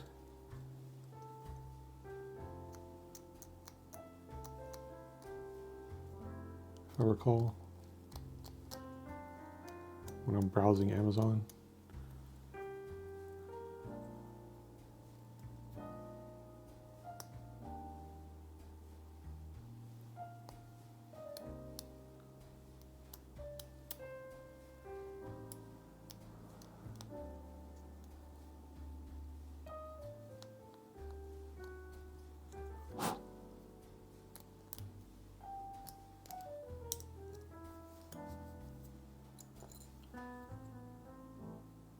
Yeah.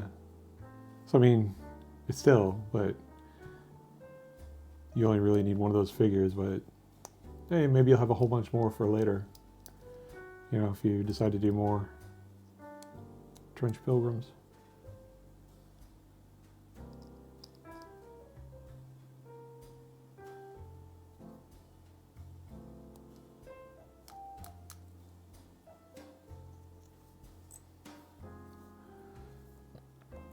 Excuse me.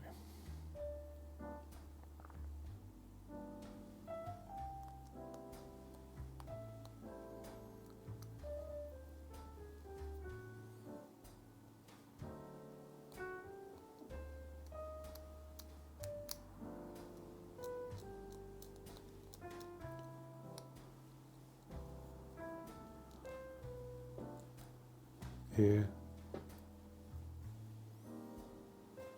Yeah, no.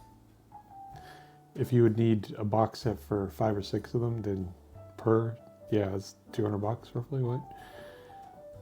150, 200. But then again, you must sacrifice for your art.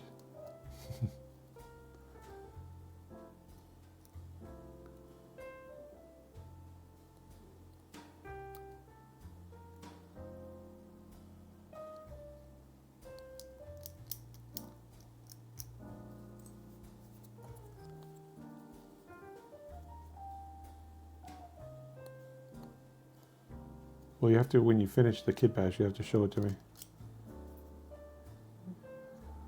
And the $35 Trench Pilgrim.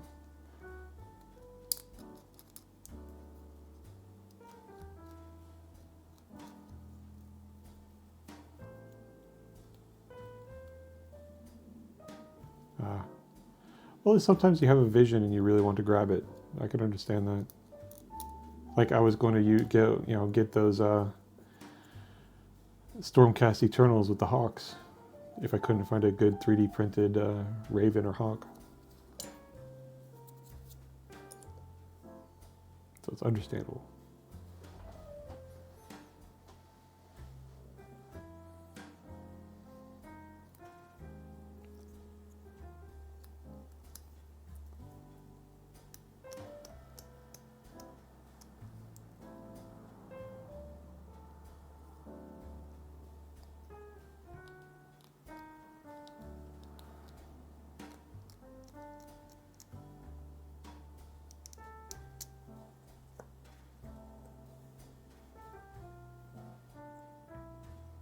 These Wraiths are going to take a little bit of time.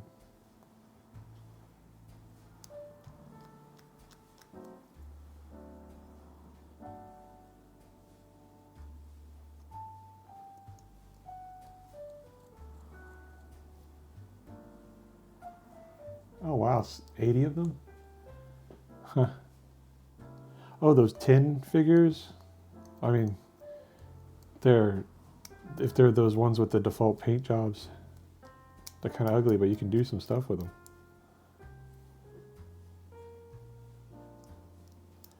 But yeah, what Van said, if you can find somebody, I bet, somebody might be willing to part with some. Or look on eBay. Did Troll Trader have nothing like you were looking for?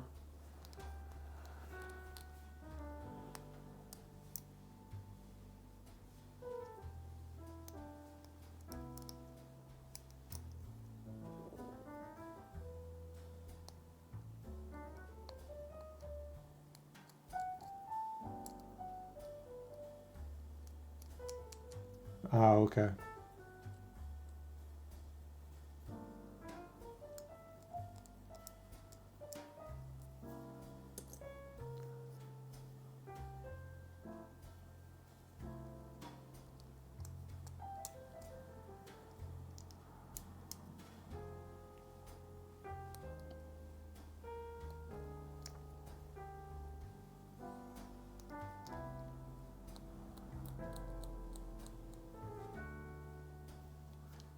That's too bad.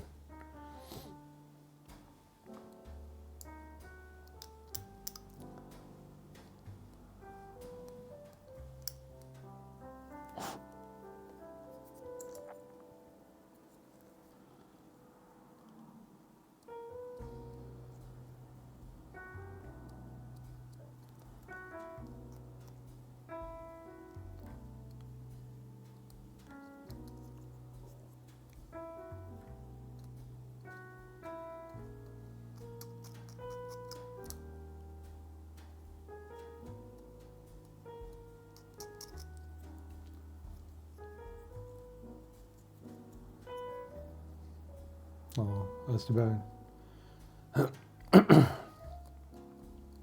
Excuse me a second. Excuse me. Still got a little bit of a cough.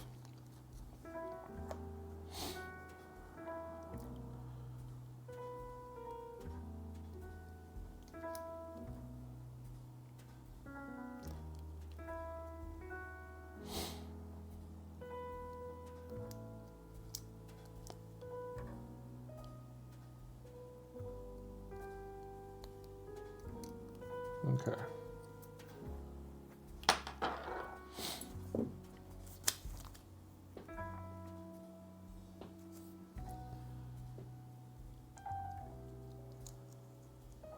Dry fit.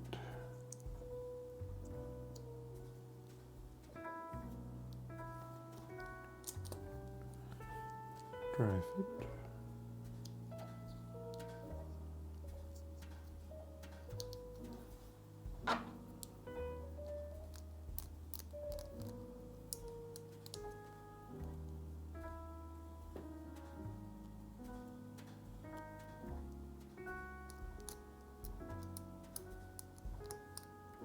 That's too bad. Shouldn't, poxwalkers run in groups of, what is it, 8? Is that Nurgle's number? Should close that up.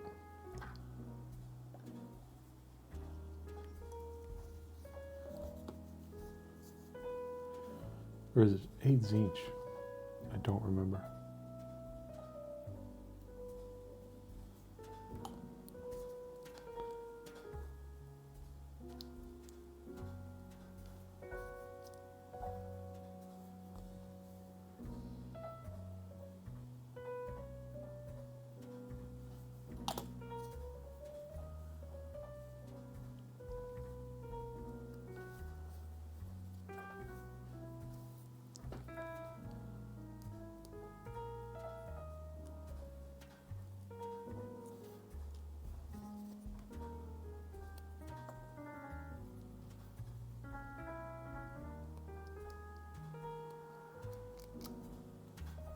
Seven is Nurgle, 8 is Corn. Thank you. See, I'm just a big poser.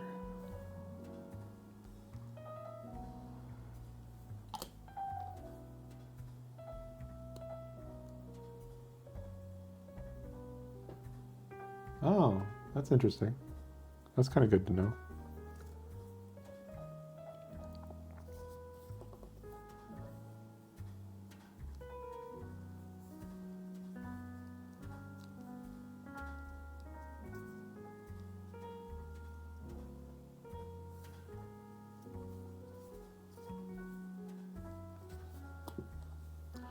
This is well engineered. Like it's, they take steps to make sure you don't misplace different pieces.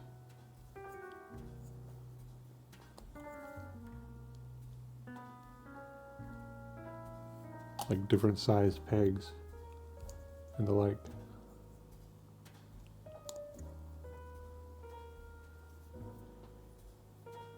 Little carapace.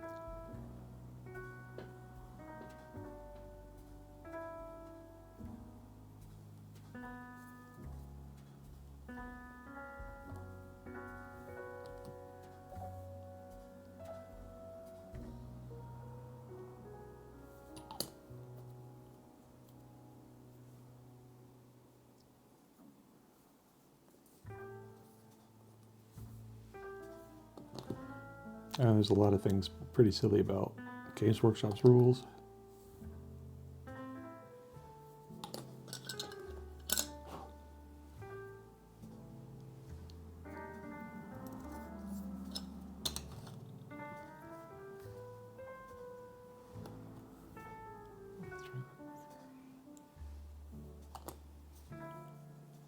Hey Jay. Make a Warhammer 40K chapter slander? What is that? Are you sure you're putting up a URL? Give me a second, I'll turn off the URL blocking. So let me get this done before the glue dries. Okay. Alright.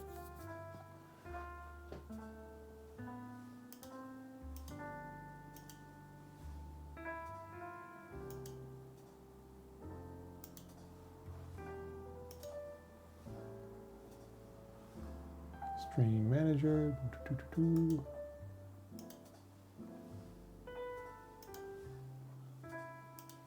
Okay, Jay, you should be able to post it up now if you want to.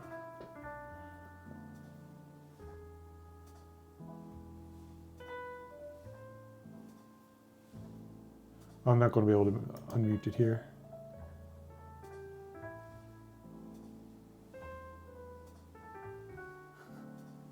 I'll probably have to save it for later. I like the Space Wolves one though.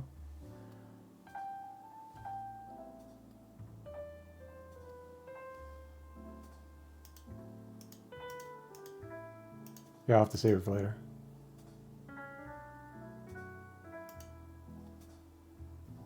Okay. Blocking hyperlinks once again. Okay, back. Where was I? Oh, this. These guys.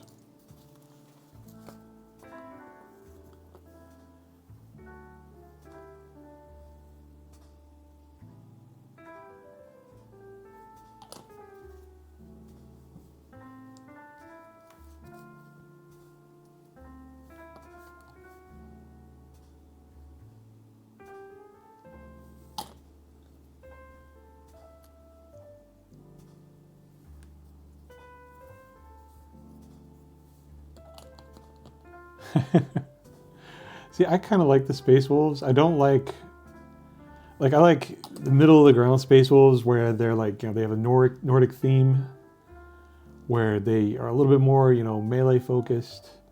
I don't like that they ride wolves, that they turn into wolves, that they, you know, everything is named wolf. I like the Norse aspect.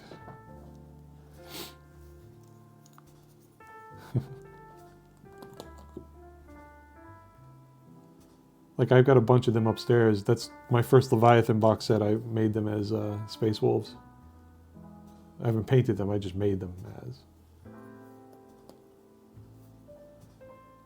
Because I liked all the different 3D printed gear you can get for them. Which is pretty cute. There, click, click, click. All right. I mean, that so long as that, you know, like Space Wolves or, you know, but I don't like the Wolfen. I hate the Wolfen. I hate the giant wolves. The whole fangs thing. I'm like, eh.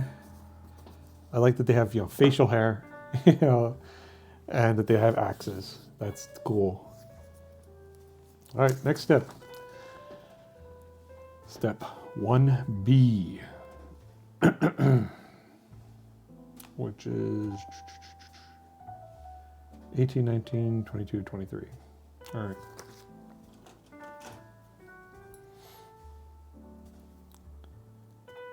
'18 is just a little plug.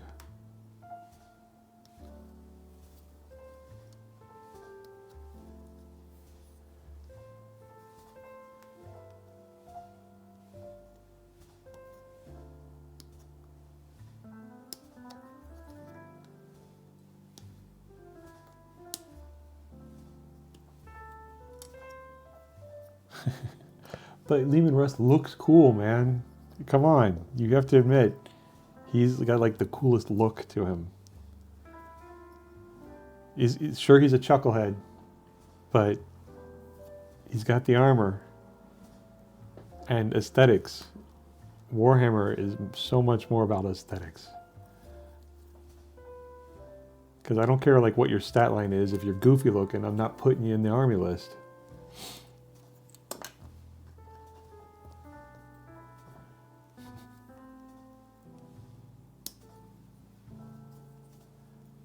Which is why I don't have any Wolfen or Thunderwolves.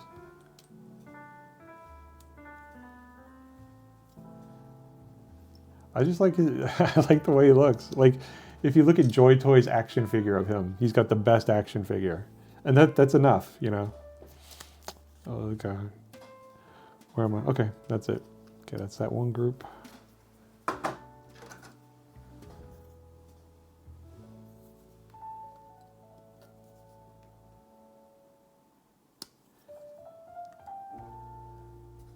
And to me, he looks like, you know, Thor from the Avengers.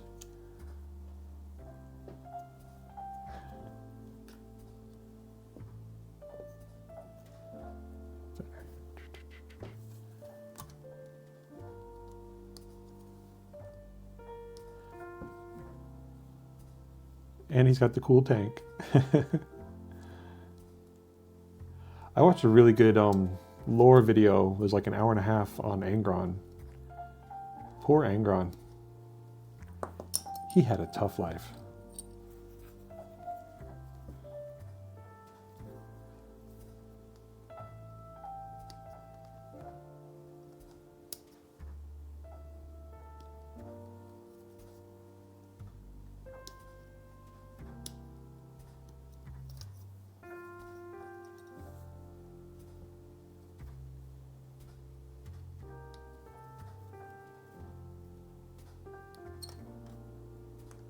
All right.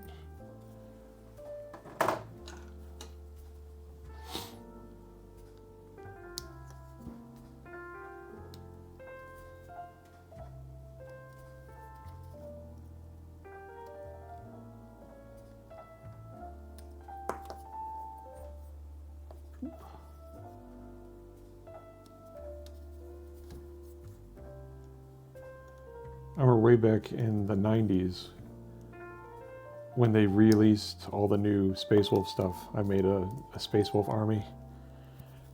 But the whole thing I had was the 13th company.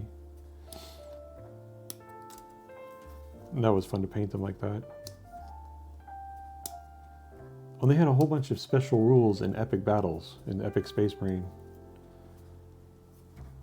They had like the coolest formation, which was the Great Company.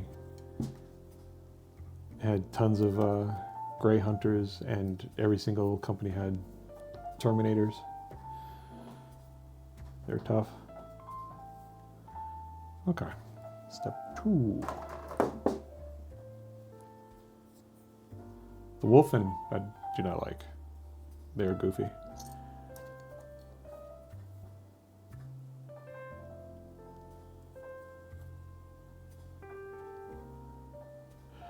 Well, back then they were, with because they could get easy access to a lot of heavy weapons, easy access to a lot of Terminators, and then even their scouts were good in melee.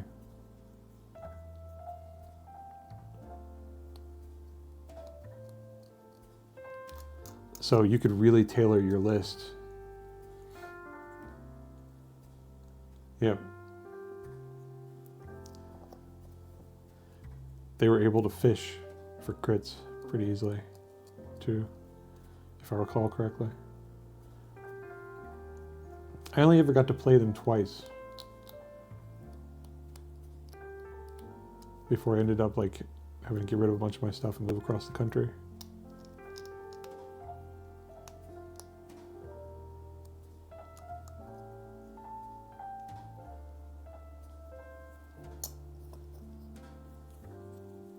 Yeah, exactly. It was around about that time. I sold them for a pretty penny at the time. Because they were popular. They had good rules.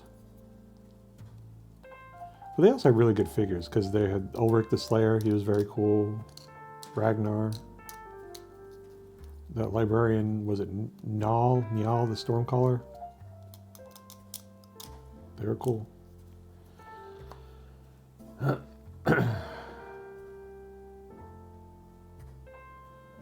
I remember, to make their great companies for Epic, you had to put together several box sets. Like they had the Space Marine Legion you could buy. It was $20 and 300 some miniatures.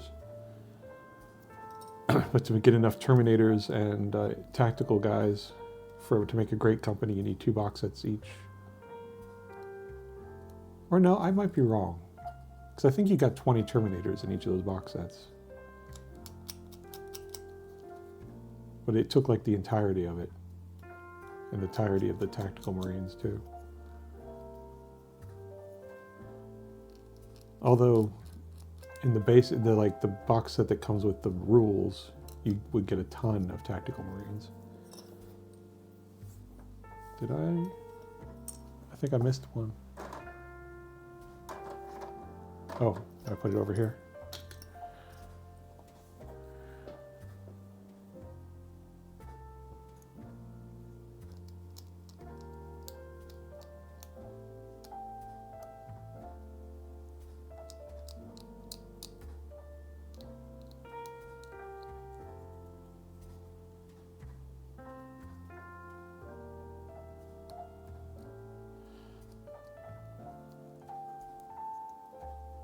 There's a channel on YouTube, which is a guy, I think it's called The Crown of Command or something like that.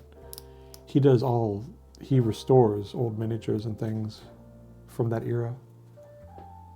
Let's see, ice weapons are stronger than lightsaber.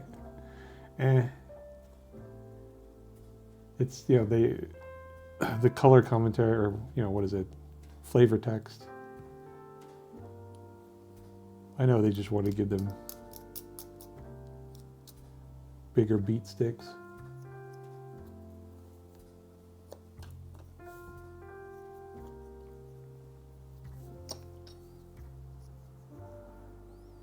But I mean, if Games Workshop wanted to sell more miniatures, they would write anything in the flavor text.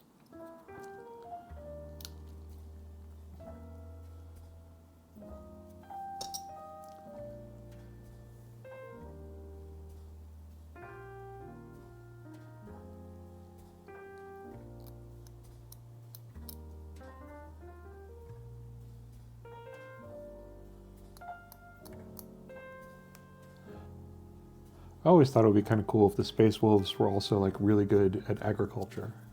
You know, like the Nords had to be. Like there was time for raiding, you know, you had to go raid. Winter was horrible. But they also were pretty good homesteaders. They should be able to have, like, you know, a season where things were good on Fenris.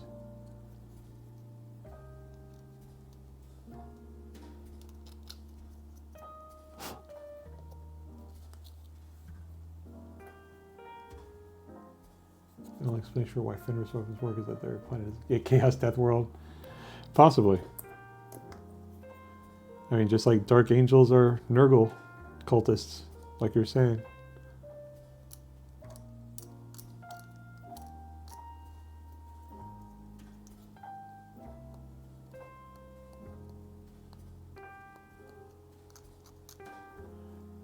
I'm tempted to get that Dark Angel box set. An acquaintance has an angle on one, and I might get one. Even though I don't have a Dark Angels army, I really want to paint Leon L. Johnson. And those Deathwing Knights are so nice. And the Inner Circle companions. That would be cool, wouldn't it though? Like, it would be so cool, like, you know, they come down and the Angels of Death, and they fight off the Tyranid invasion, and they turn to the people, they're like, oh, how will we rebuild our homes? And then Ragnar's like, well, let me help you, my friend. And they take off their armor and get some pitchforks, some shovels, and get to work.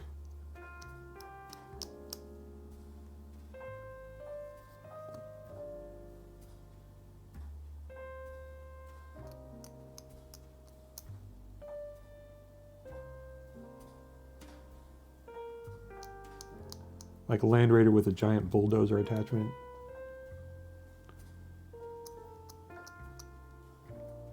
That would be cool. All right, gluing.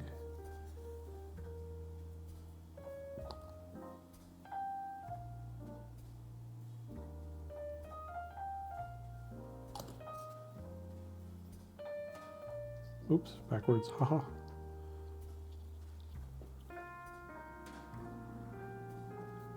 Oh yeah? Well then, hey, maybe he'll win. He'll be a winner.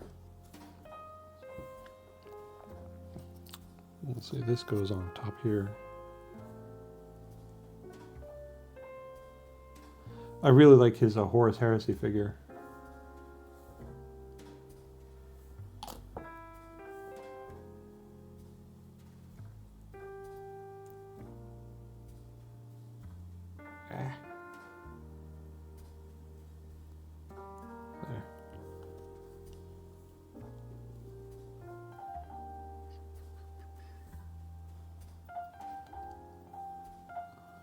That fits well.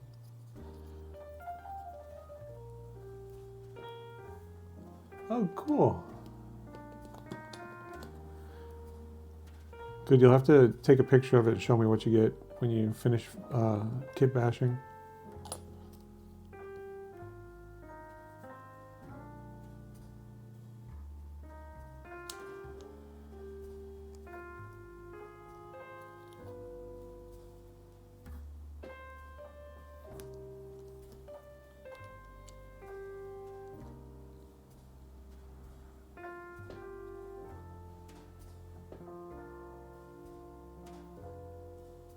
Oh, that's too bad.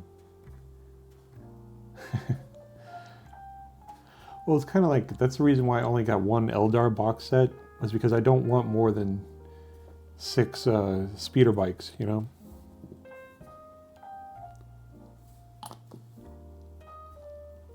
Like I could do with more Guardians, I could do with another Wraith Lord. Don't really need another Farseer. And I definitely don't need 6 more speeder bikes. There we go.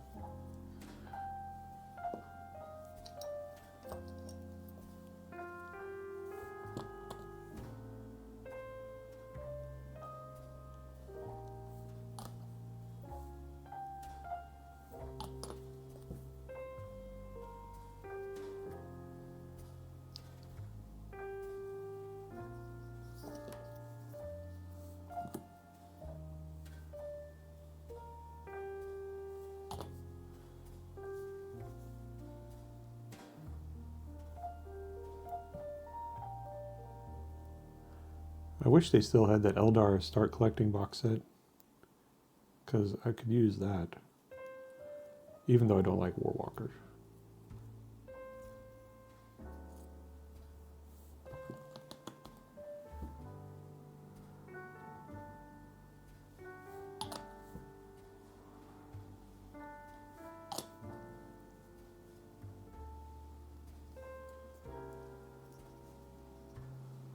There we go.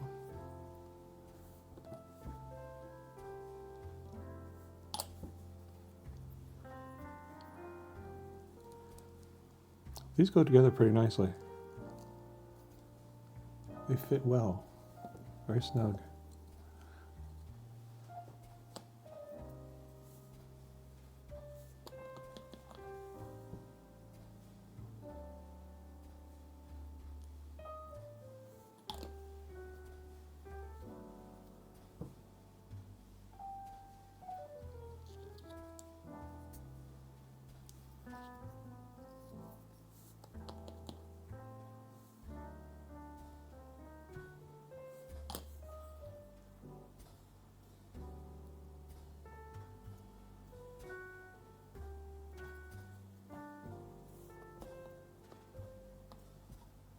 Yeah, that would make sense.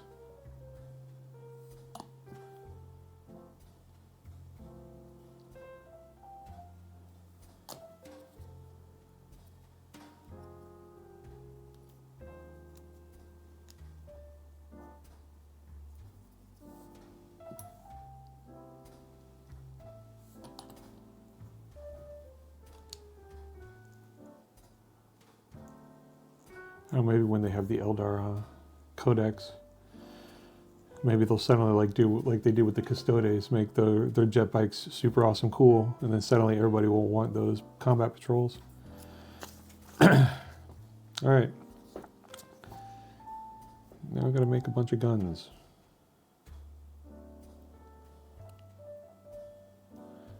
I think I need to look up the Wraiths and see what the differences are.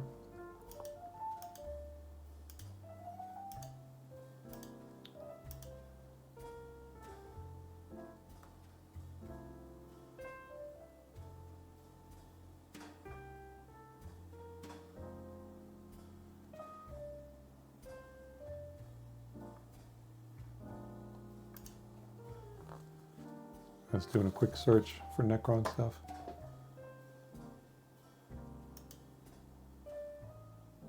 Bringing it up.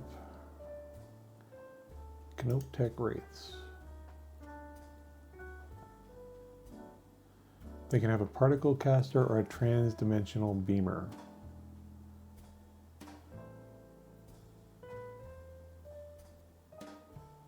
Huh.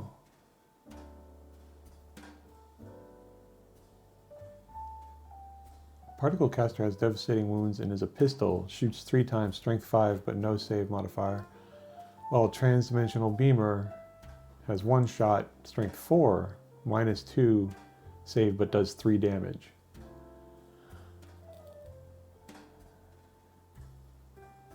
And then you can have Vicious Claws or Whip Coils. Vicious Claws are strength 6, -1 AP, 2 damage, but only 4 attacks. While the Coils are 8 attacks, but only 5 strength, no AP minus, and only 1 damage. The whips kind of look goofy though. So there, those are gone. So we're going with claws. And I don't know, I'm kind of leaning towards a particle caster, but I don't know what the difference, which is which, looks wise. Maybe go back here. All right, number 1. Okay, number 1 is the shooty, number 2 is the big shooty. So I'll probably go with number 1.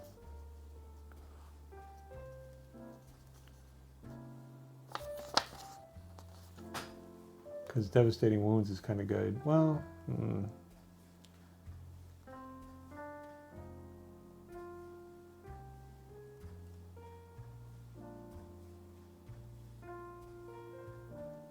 I don't know which way I'm leaning here. Yeah.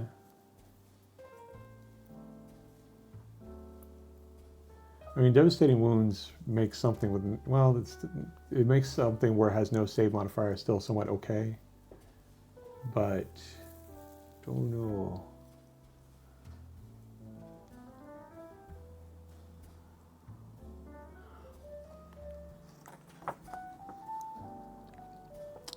I think I'm going to go with what's more fun to paint, and the thing with the big green knob looks like it might be more fun to paint.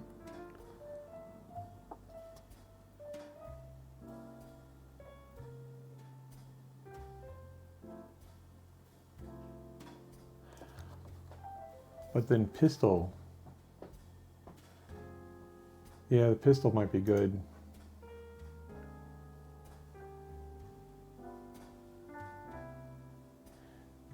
Yeah, I'm thinking that the pistol might be like the slight edge over it. Because you get devastating wounds, 3 chances. I don't know.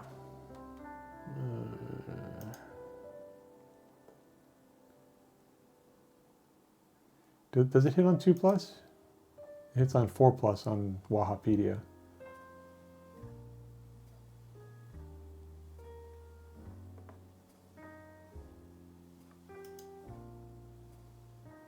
Yeah, higher strength is good, but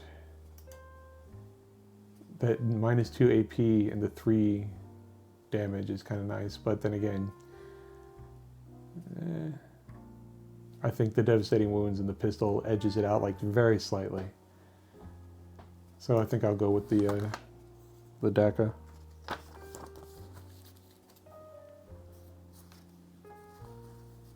I still think I'll go with the DACA just because the idea for these guys is for them to go onto an objective and just hold there and stay with like a Imotekh and survive forever and ever. That's their thing. Ooh, I think you're so cool. Elias is it on. I keep sliding this back. But I think that's what I'm going to go. So I need the little nubbly shooter. 14, 15. Here's 16. Here's the nubbly shooter.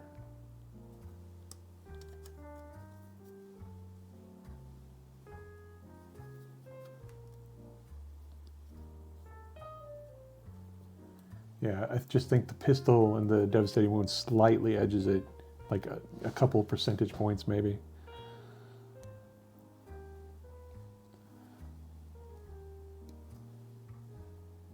And then go with the bigger hits for the claws, because you're mainly there to endure and do some damage. You're not there to kill everybody.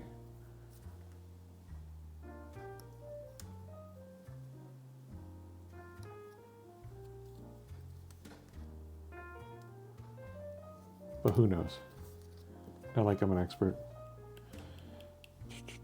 16, 12, and 13.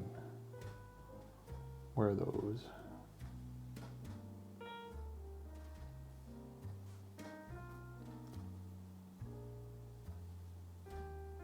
Oh, they're there. They're hiding.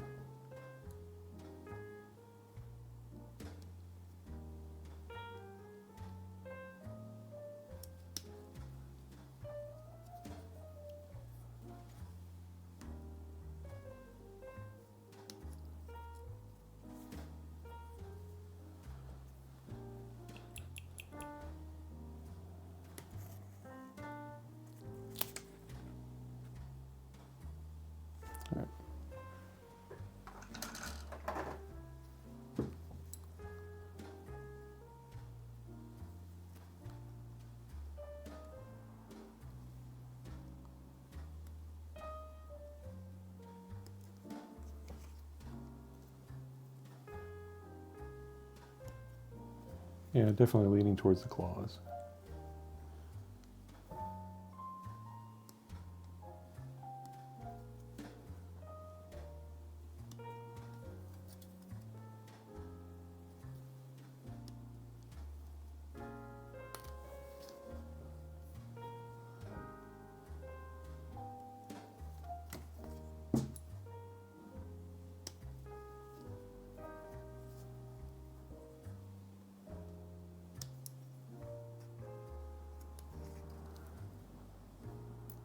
Right, 5, 5. And 5 more over here.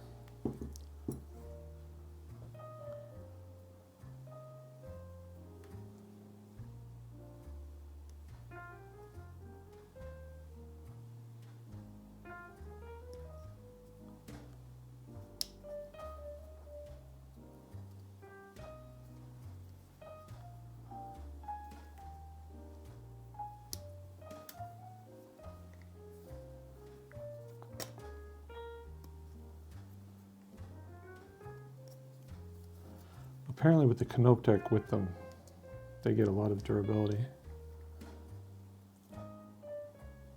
And their stat line is pretty tough.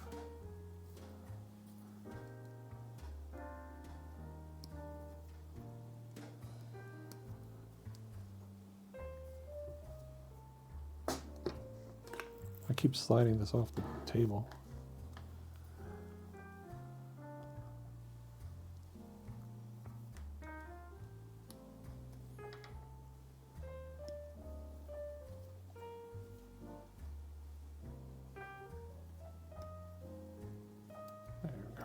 All right, clean up.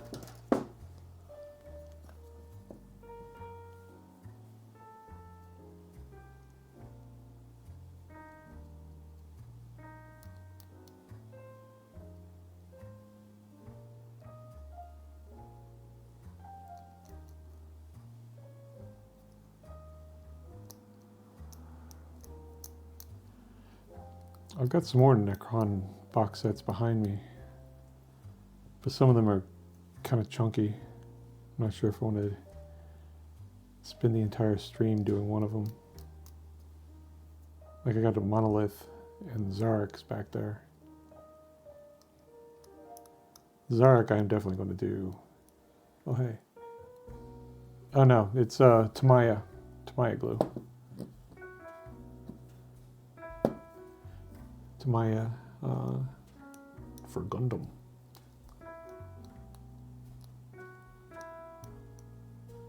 But Zarek I'm definitely probably going to do in multiple pieces, like to paint.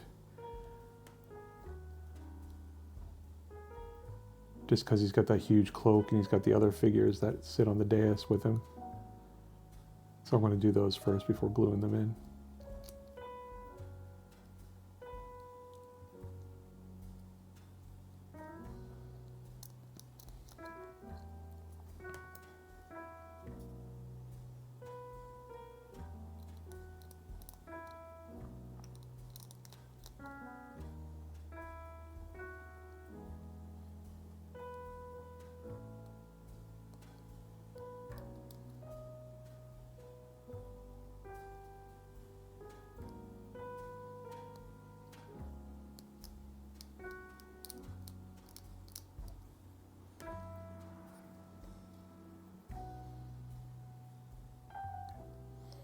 I just got the glue off of Amazon. They had like a, before Christmas, they had a 3-pack that was on sale. It was pretty nice.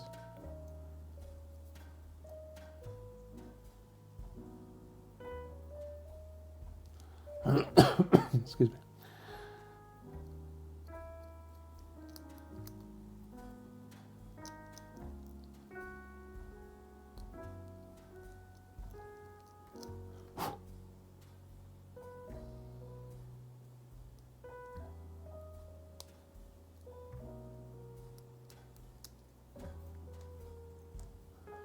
I think we're on course to probably be done by 1 a.m.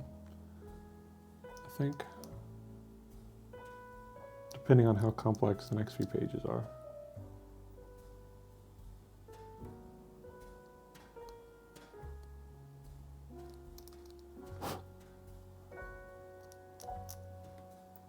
The legs don't seem that complex. He said foolishly.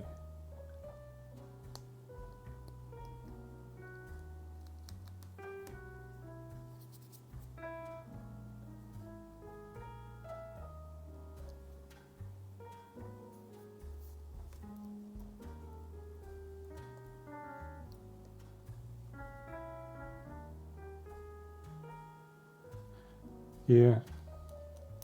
I've got that, you know, the directional, long, thin, pointy. And I usually just, it gets stopped pretty easily. But then you just chop the end of it off and keep going.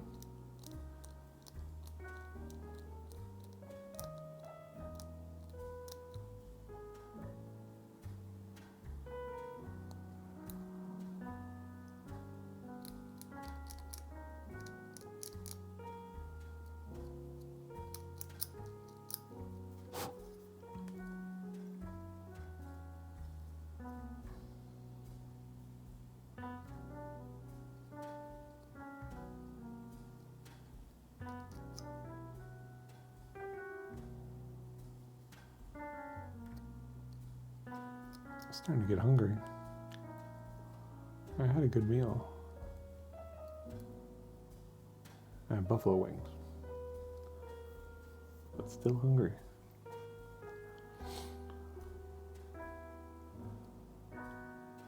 But I didn't have very many of them.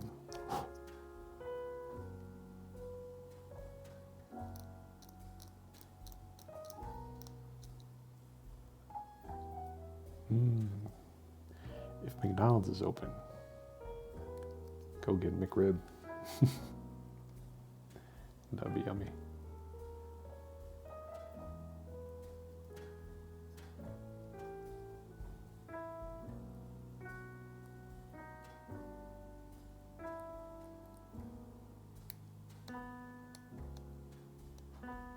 All right, see you later, turtle. I'll see you later. You have a good sleep. Night night.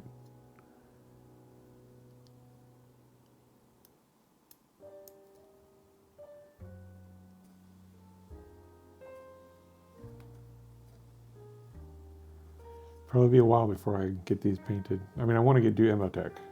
I for sure want to do Imotekh soon. But I paint at a snail's pace. Although I did 2 things last weekend. I did Redemptor, Dreadnought, and a Nightbringer.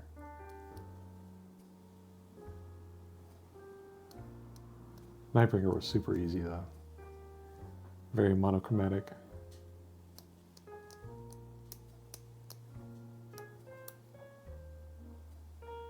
He's like, it's a ghost. Wow. Alright. How to make the guns.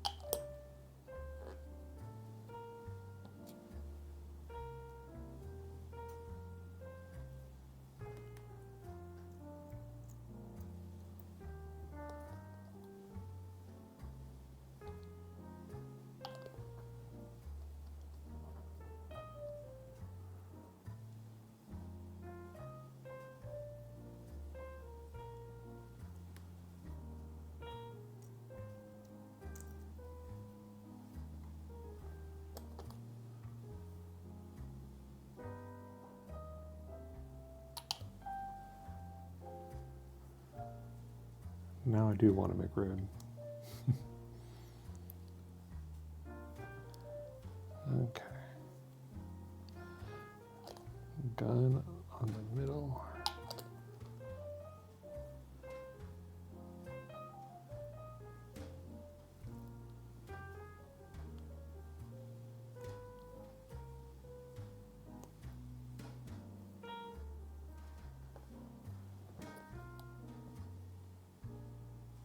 Pew.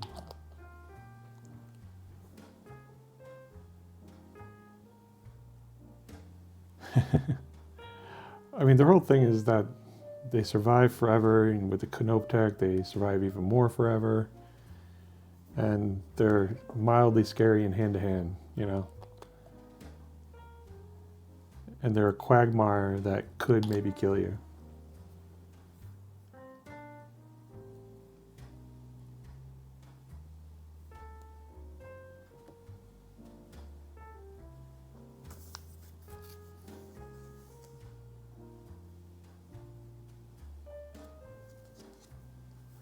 I hate that they say, don't glue these. It's like, I'm gluing these.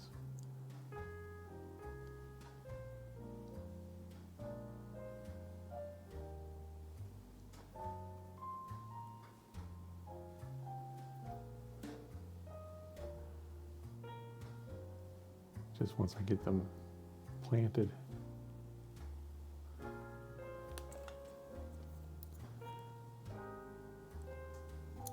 Nope.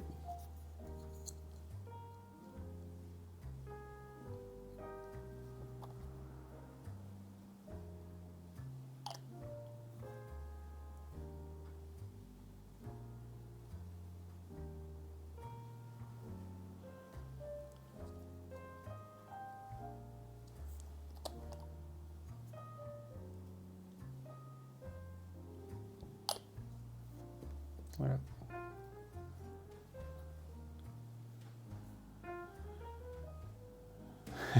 Yeah.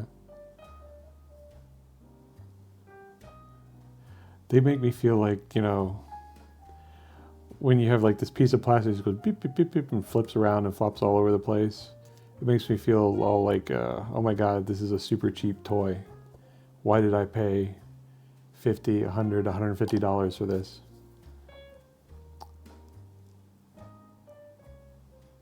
So I always glue all my tanks. I glue my knights, my artillery, because yeah, I don't want that plastic just flopping all over the place.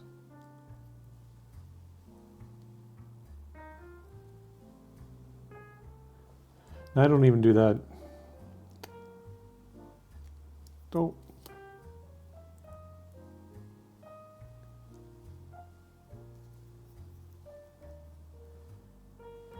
All my tank turrets are pointing forward.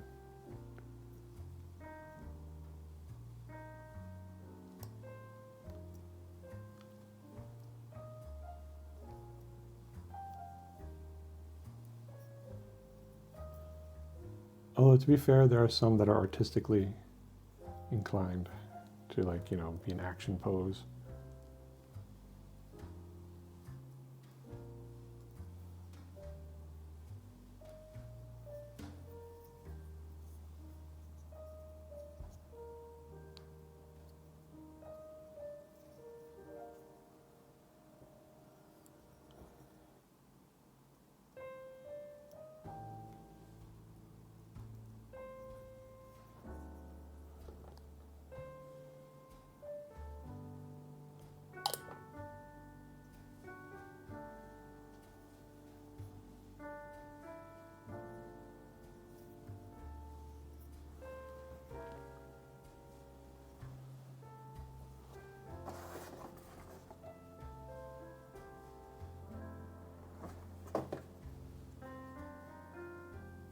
Actually, I want to redo this.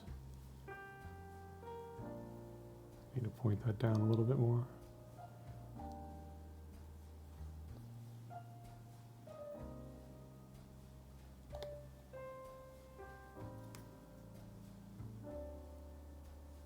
Oh, that's why it's not working.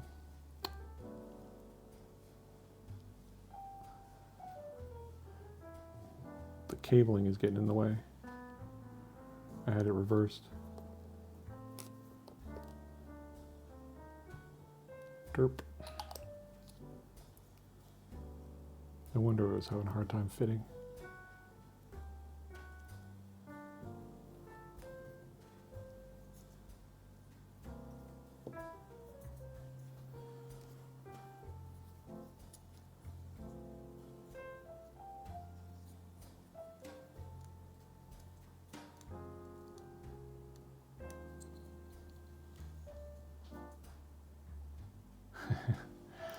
Some of those, though, that you can actually use in 40K, like the Basilisk from Horus Heresy, that is really good. That one is much nicer than the 40K Basilisk, and the Medusa. The Lehman Russ is really nice. You just have to get like 3D printed sponsons for it.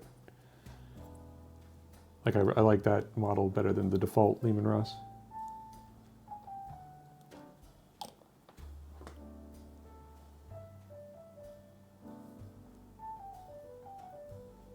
Yeah, it's kind of silly for them to separate that. Oh yeah, the Vindicator is good. I kind of like the regular Vindicator too, though, because I like the bulldozer shovel. I think that is pretty cool. But so many of those tanks are really nice. The Spartan tank. So many of those should be in 40K. It's so stupid that they have like inter-game rivalry. They don't want to spill their metrics from one to the other.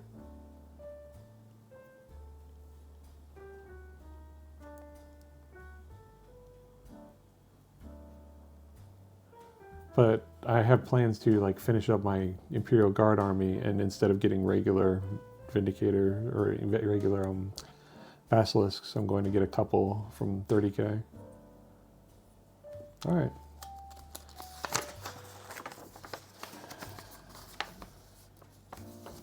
All right, next we've got tails, and then little spheres, I guess. Spheres.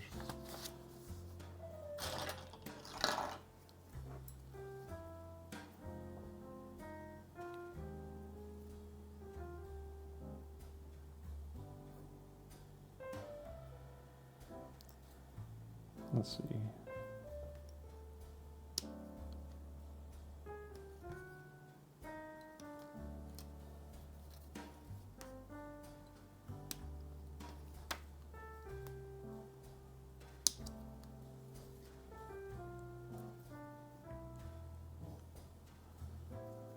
Okay, it's 29.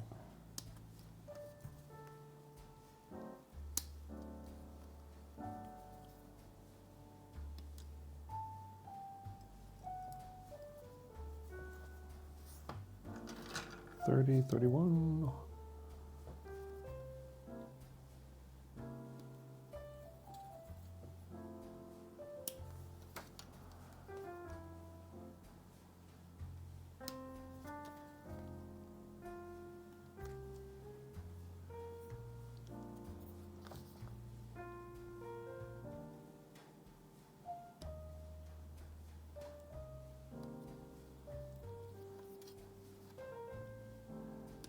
Didn't they have a Vindicator?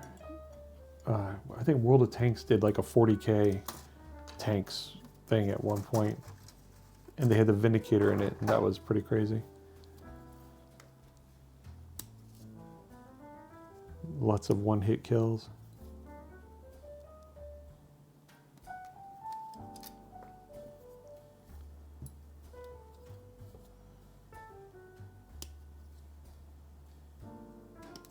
But I think it only had like 6 shots.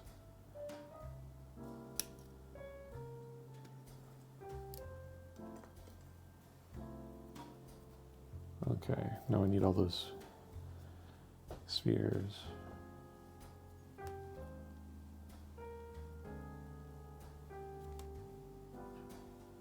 Yeah, well, because I always felt that it was really rough for supposed, tank hunters, tank destroyers, where they don't have traversal.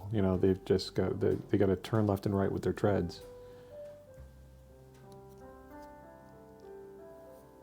I always figured that was made them less responsive for their role.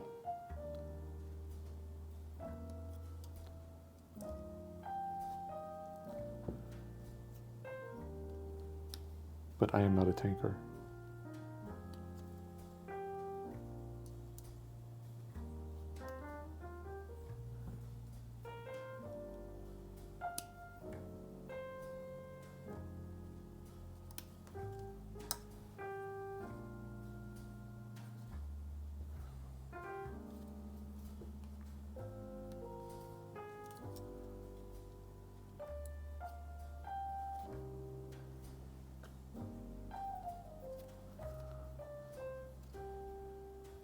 Did you ever play a game way back when from Microprose called Across the Rhine?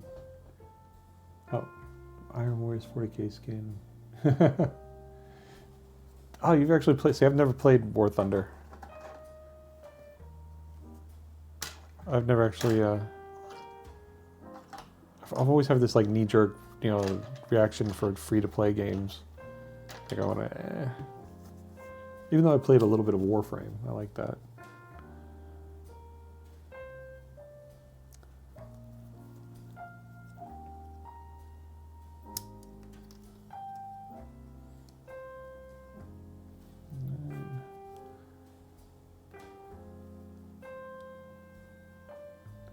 Is that the one where they have the mapping of the damage and stuff? And yeah, I just don't. I always feel like, if something's free, then you're the product, sort of thing. And I don't like, that pay structure.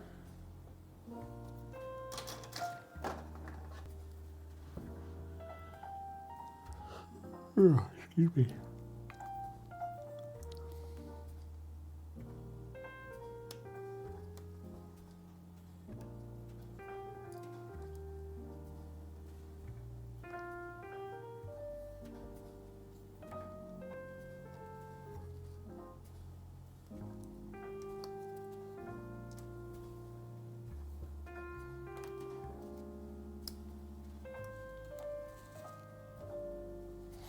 Yeah, that's cool. I've watched videos of it, and I've been entertained by it.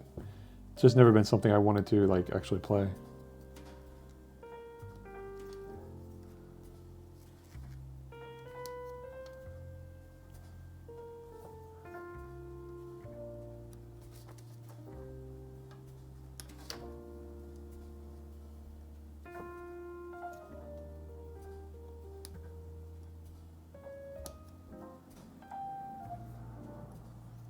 I think I forgot to get some. Yeah, I forgot these.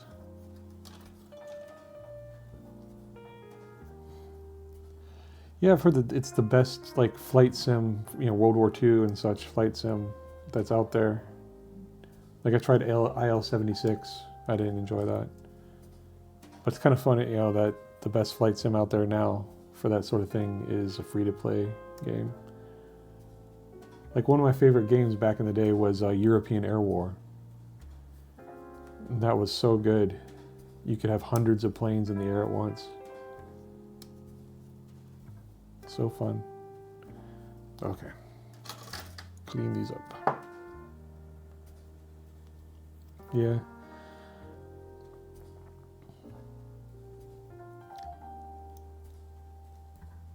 I mean, I just want something that models the entire war. Is that too much to ask?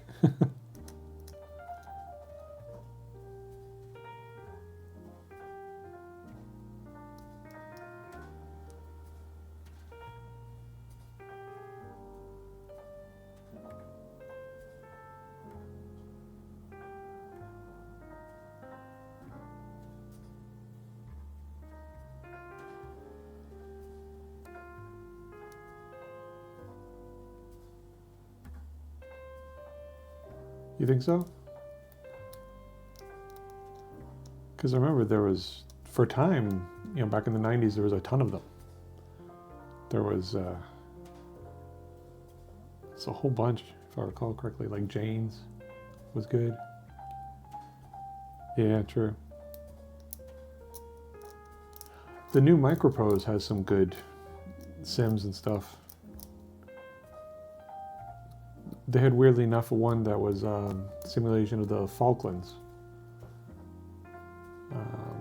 Like Mini Combat Arena, I think it was called.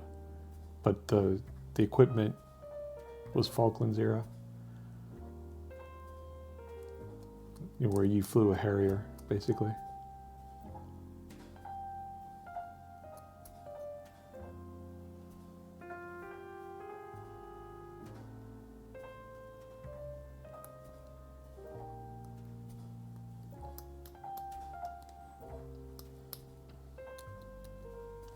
And the new carrier command, that was good too.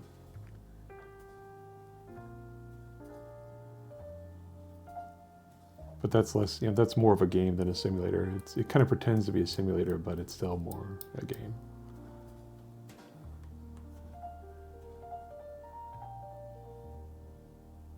But it's fun to, you know, control an aircraft carrier, albeit a sci-fi one.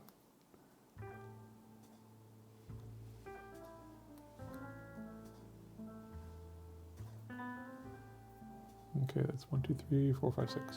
Okay.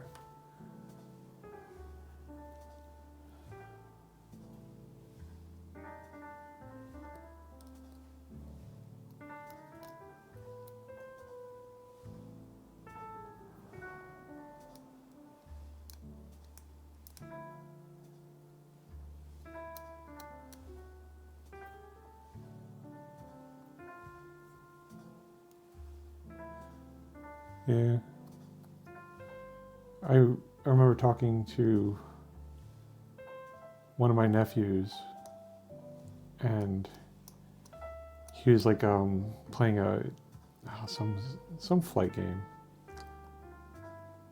and he's complaining about how the radar wasn't right because it would only show in front of him. And I'm like, dude, that's where your radar is.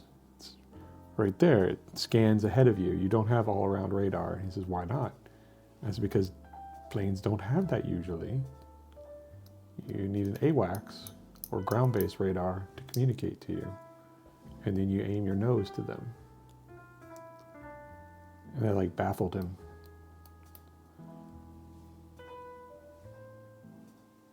And made me shake my head. This new generation.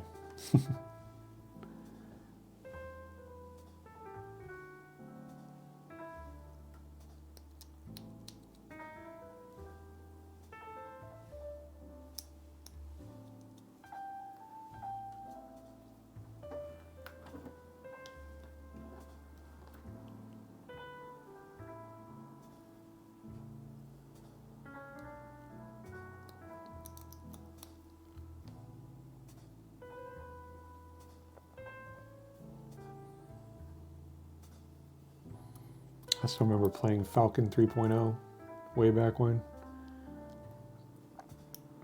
And before that, we had Falcon on the Amiga. So that was crazy.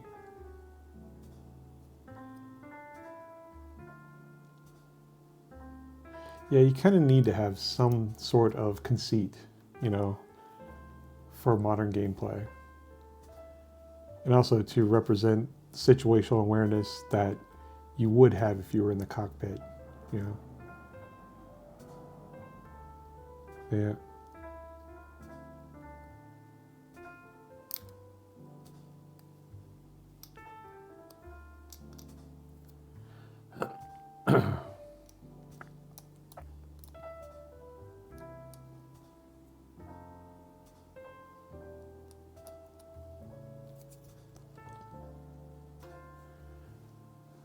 Reminds me of, oh gosh, what is that? There's a game that simulates space combat, a tabletop game, and I think it's Drop Fleet Commander. They have a neat mechanism for it where, like, the ranges are more sort of generalized, but the main thing that matters for engagement is how much of a signature, like an electronic signature, you're projecting. And that changes how easy it is for the bad guys to acquire you. And I thought that was a nice mechanic.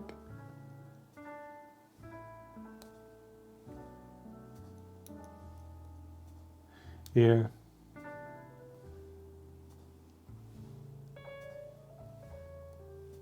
Well, that was half the fun of playing M1 Tank Platoon way back when, is you had to look through all those, all the slots in the tank. And it was nice to pop the cupola and look around outside, but then you could get shot.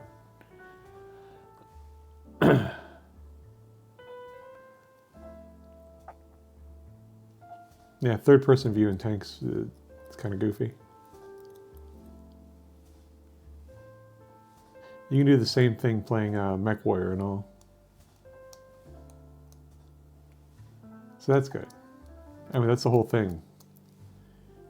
You hunker down, you button up, you should lose situational awareness.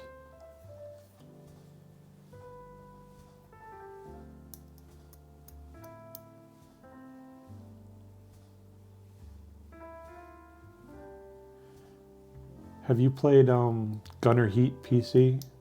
It's in early access right now, but it's a good modern tank simulation. They had different options where you could allow external view or not. So that sounds like fun.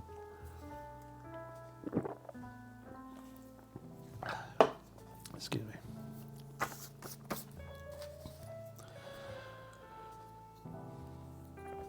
Okay, let's glue these tails together.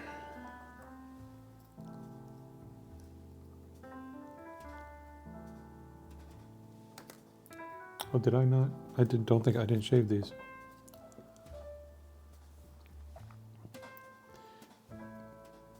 It's an indie game on Steam. It's fun. The only thing is, I don't know, well, I haven't checked it for a while, but they didn't have infantry in it, which is kind of important. It was just tank simulation when I was fiddling around with it. But it's one of those early access games where I got it and then said, oh, this is cool, and then probably forget about it until it releases.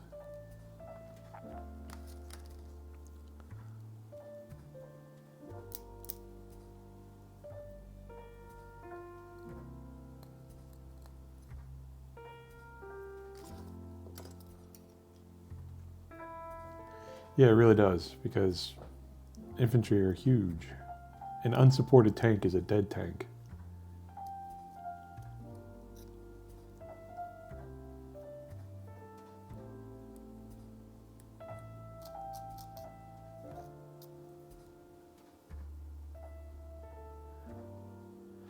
Did you ever see a movie back in the 80s called The Beast? It was a movie about a Russian tank commander in Afghanistan. It's very good. Has a little bit of a positive slant for the Mujahideen, so it is a little bit dated, but yeah.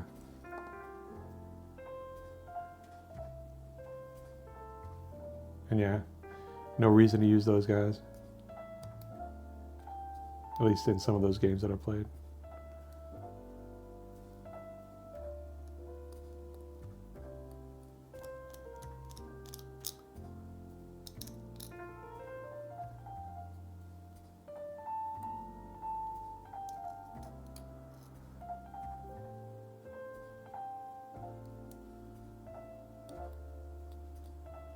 Yeah, it's a good movie. It's sort of like, you know, a tank crew gets isolated, they get lost, and it's all about how they have to deal and survive and what happens. And there's a lot of psychological drama too. I can't remember who's in it. Not very popular or prominent people, but it was well acted. Yeah.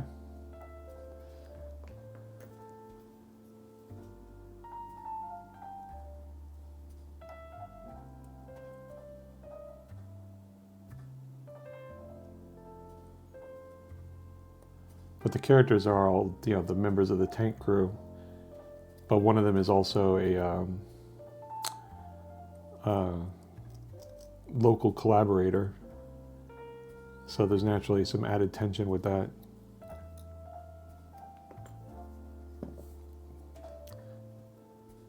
But I enjoyed it. But then again, I saw it when I was like 17 or so. All right, let's glue these suckers.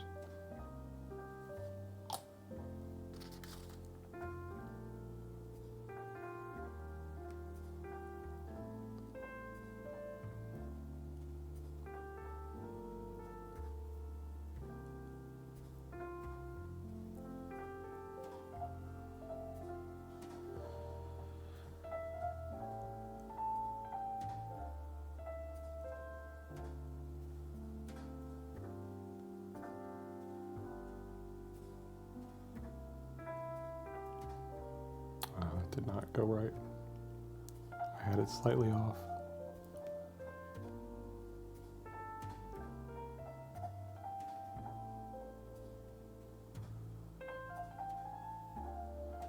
Oh yeah, Fury. What about Kelly's Heroes? Now come on.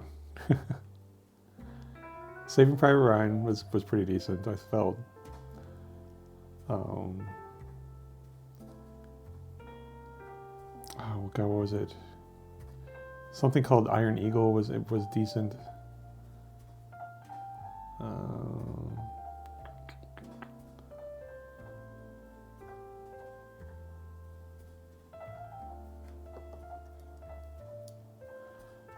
I like Kelly's Heroes because it was fun, but not super realistic. Band of Brothers, yeah, I'd agree with that.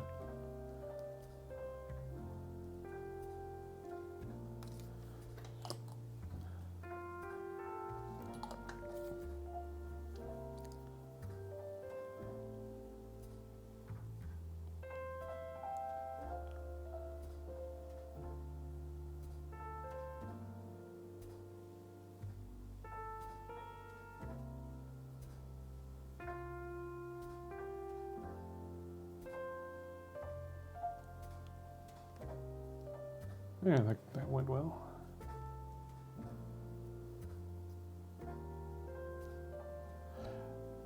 You know, I had always wanted,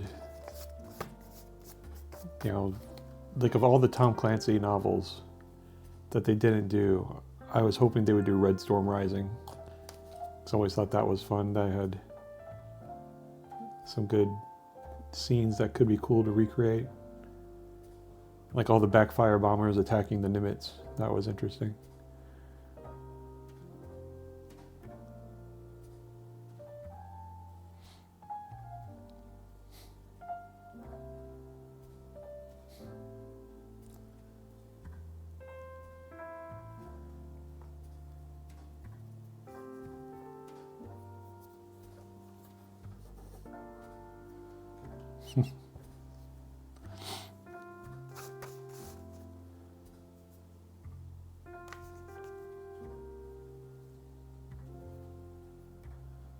Okay. Let's do all the little arms and all the little spheres first.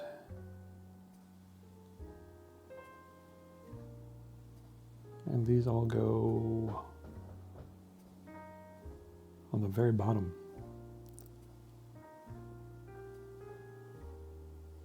Yeah, like right here.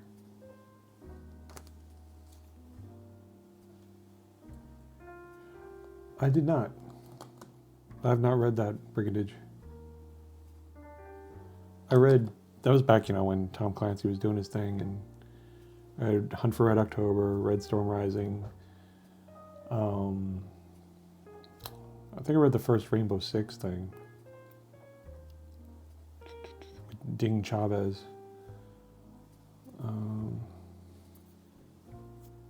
I think that was it.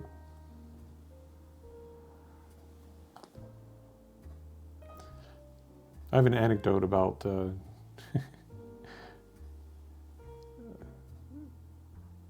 about meeting and playing a game with Tom Clancy, since I used to live in Northern Virginia, and he would come to the local game store, which is called the Game Parlor, and they had a harpoon tournament one year.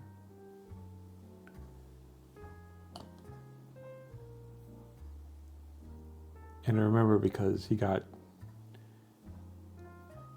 caught sort of cheating, but it was kind of like, being forgetful. He forgot to mark off a sortie that he had his carrier launch. Let's see. Red Storm Rising with the Soviets went, so it's fiction, extreme fiction, science fiction. Oh. Splinter Cell. Oh, Splinter Cell was a fun time. Is this right? Yeah, I think this is right.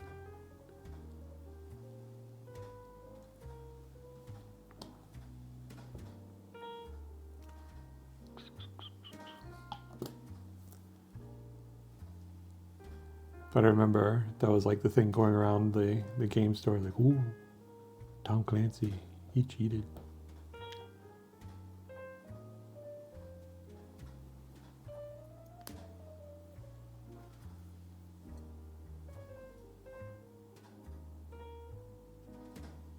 It was pretty amusing to me.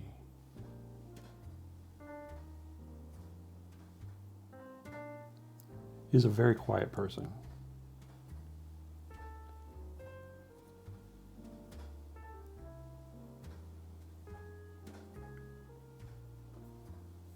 Okay, that's one.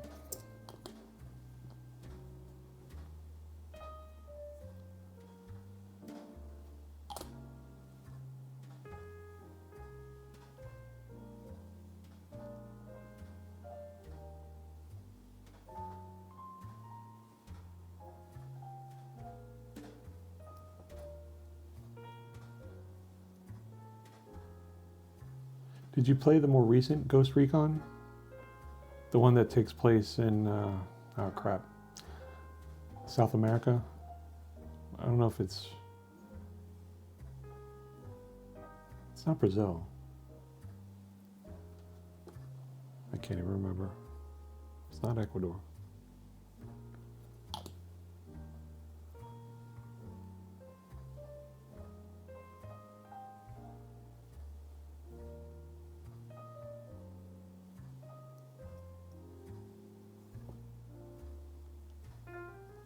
Oh, I like the new one. I mean, I liked the huge sweeping map and the fun to engage, different options. Team Yankee. Yeah, Team Yankee was a good game. It also had a video game, if I recall. I played Micro Armor back then, and what was it? Squad Commander, I think. Squad Leader? I think Squad Leader.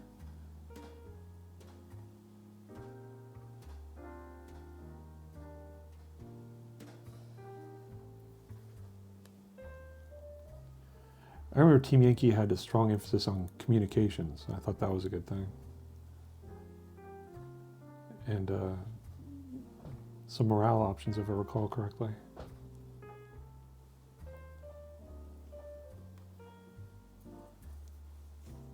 Yeah, but I kind of like the freedom of it, and I liked. I am a simple man, and I enjoy a game if I can be presented a puzzle of a base to destroy or infiltrate or destroy. Yeah, well, I don't know. I'm sorry, Brigadage, I don't recall. The GHQ minis? I don't remember, because that was a long time ago. And I never had the minis. I borrowed the minis from my friends at the time. But anyways, like with Ghost Recon, I like it if I can just have a base to infiltrate and destroy. That makes me happy. Like Far Cry, those games, I enjoy that.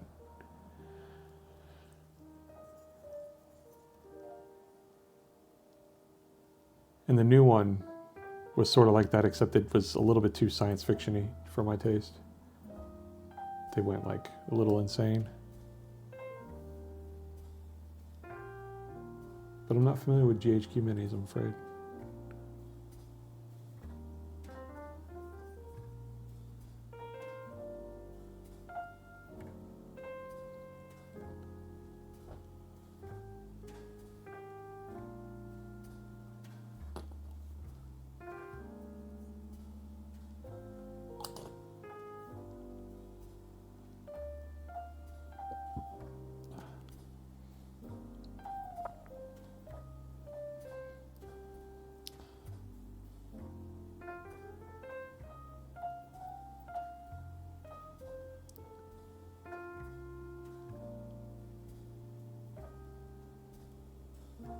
There we go.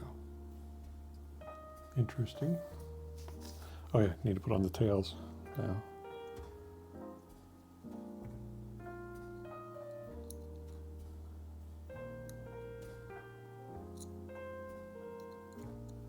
Well, that's nice. They have guiding pegs for the tails, so you don't put them on wrong.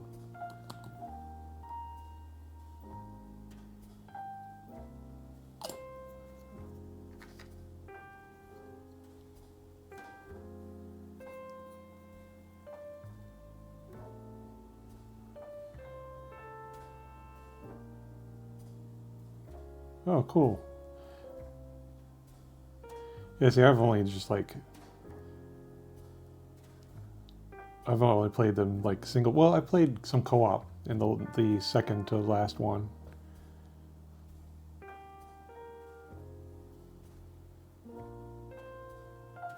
But I remember Ghost Recon Advanced Warfighter, where it was like the squad simulator. That was pretty cool, although I didn't really play that for very long, I have to admit.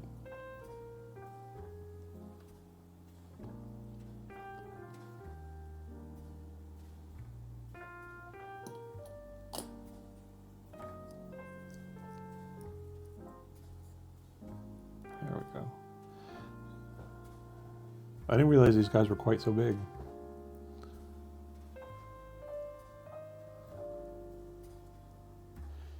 Did you play a lot of Arma 3, Vanzig? I always wanted to get into like a big clan with that and do the role-playing stuff that a lot of people used to do. I always thought that was pretty cool. Seeing some videos of people doing that. Oh.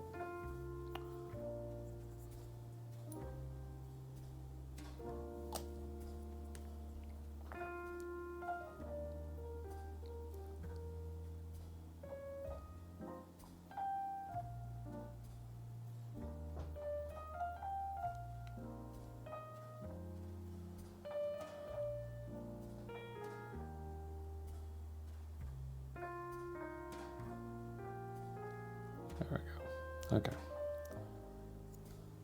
These guys are huge.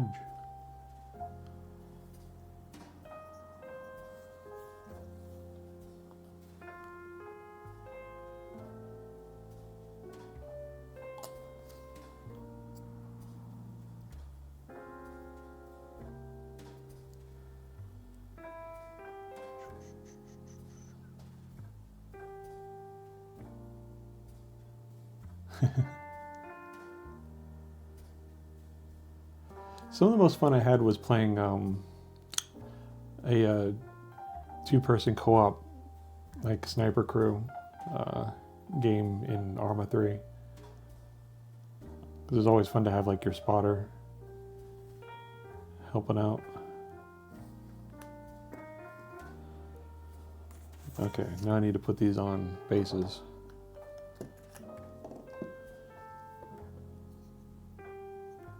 that should be contact.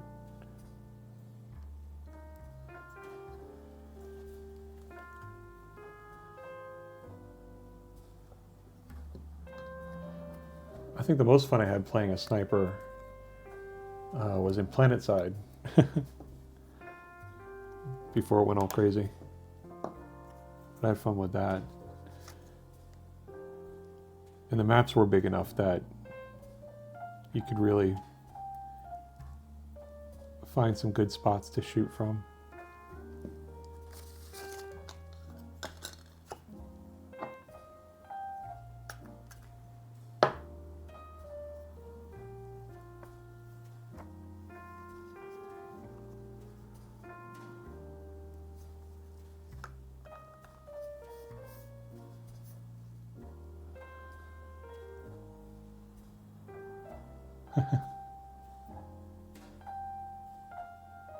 See, that was the most fun. You know, being able to role play and do stuff like that.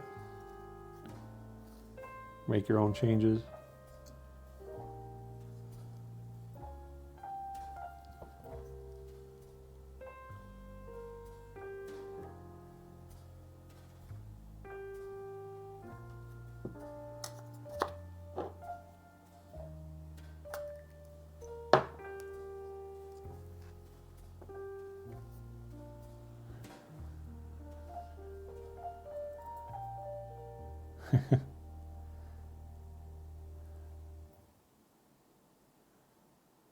We used to do a similar thing, but it was in Halo, you know, where we everybody would be in chat.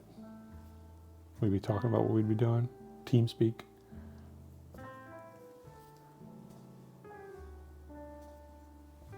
But never very too complicated.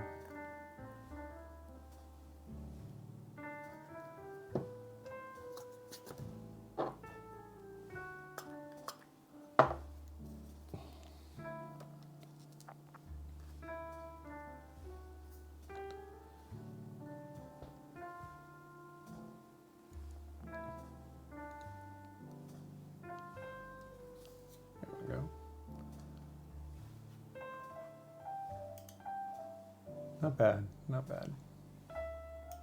They're looking cool. So now we need all the damn claws in his face.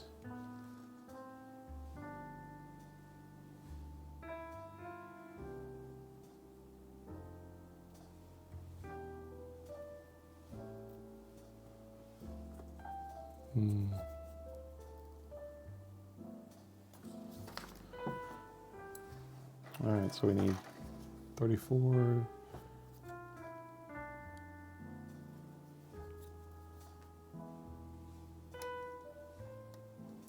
36.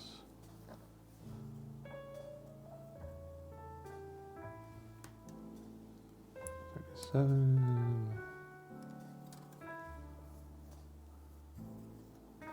38.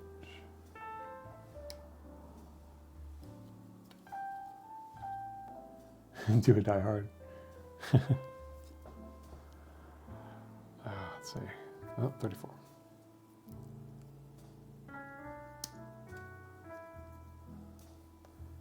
Yeah, I did. You know, for the holidays, I did not watch Die Hard this year. I feel like I should.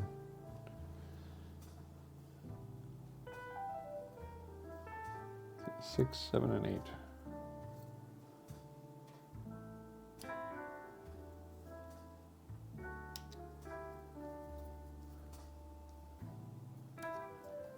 Six,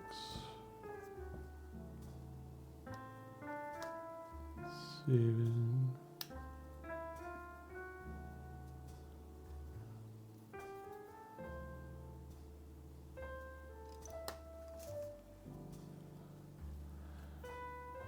And where's 8? Oh, over here. Tiny little claw.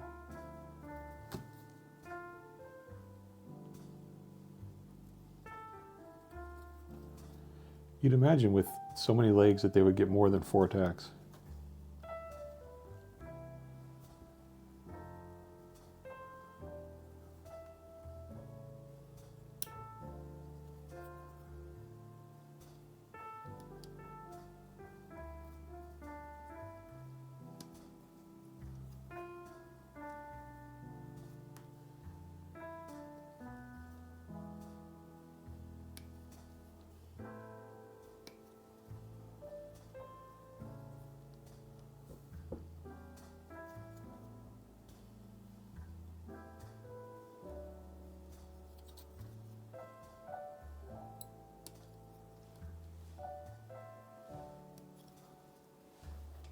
right? Is that okay? Okay.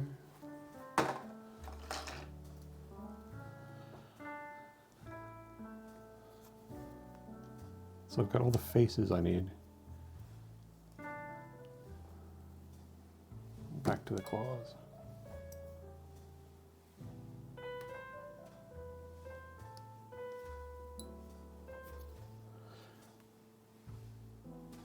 So you're doing any modeling tonight, Vanzig? You're just hanging out?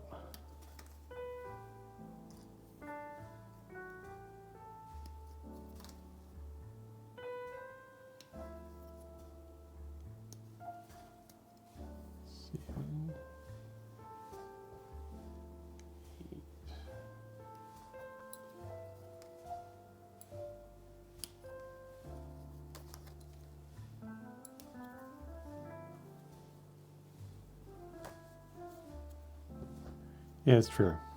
They are just tiny legs. Still, they got to do something. Good for killing at least a guardsman.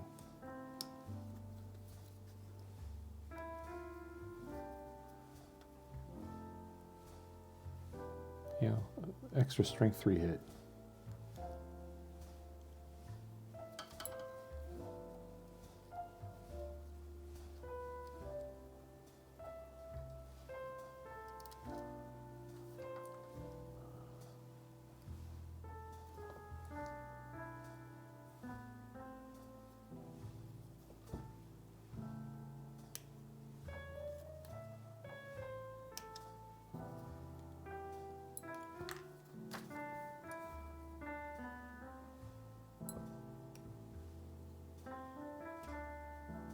Yeah. Well, they also, when they phase through a regiment, they can do damage to them, like mortal wounds.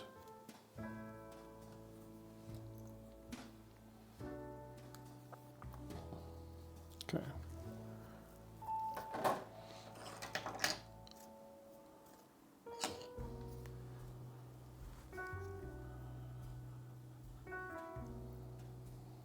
There's the neck.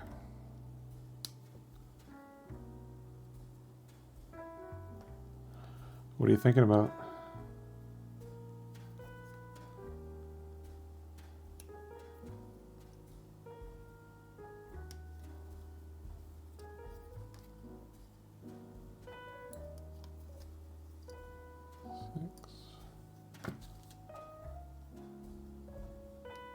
In some ways, that's kind of the most fun thing for me at times, is when I've recently finished something and I'm thinking about what I can do next.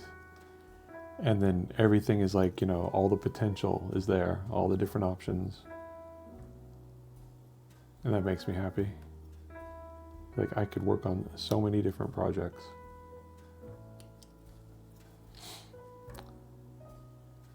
I don't feel like I have to get anything done anytime soon.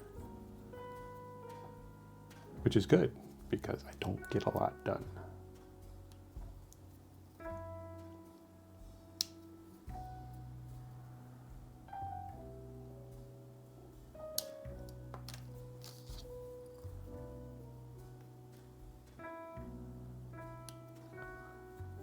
And that's why I kind of like, you know, I don't mind having a gray army pile of shame. Because to me it represents, you know, options, the future, what I can do.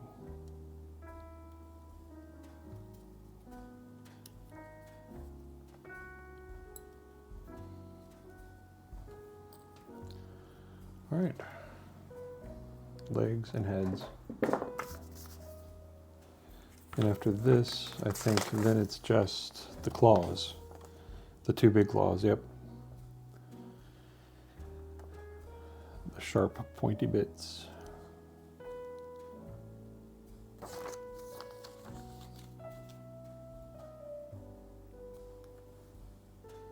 Yeah, storage is a big deal. I'm at a good place with storage. Like, everything has its place, everything is accessible fairly quickly. Like, all the stuff that I'm directly working on is behind me. But everything else is upstairs in the office room. and easily available. I just have to walk upstairs. Excuse me, and grab it.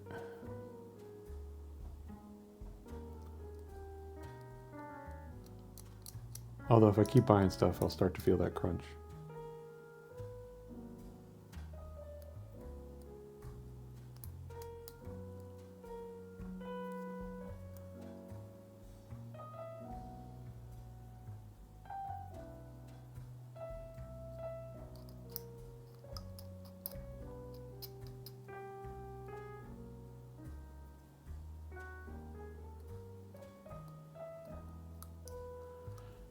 Now, once I start getting things painted and finished and needing to be displayed, then that may cause a crisis.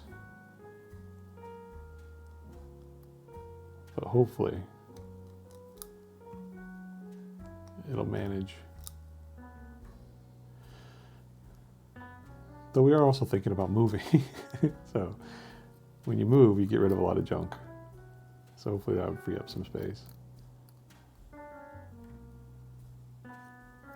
Yeah, I put them like, they're on shelves, but they're in storage in the shelves. So like, you saw those letter files that I use. So they're like on 6 shelves inside little cubby holes, but they're not on display at all.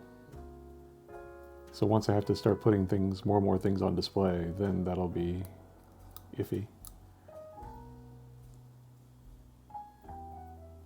Yeah, once you get them painted, they gotta be on display for that endorphin hit. Because sometimes I'll just love and I'll like walk around and look at the stuff and I'm like, yeah, that looks cute.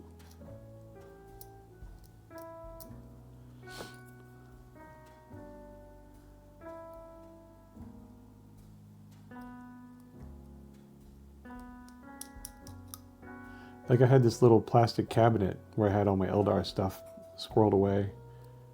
But it was in such a place where I never really looked at it. And so I just got rid of that cabinet and put them on the top shelf on that bookcase I got, and that works fine.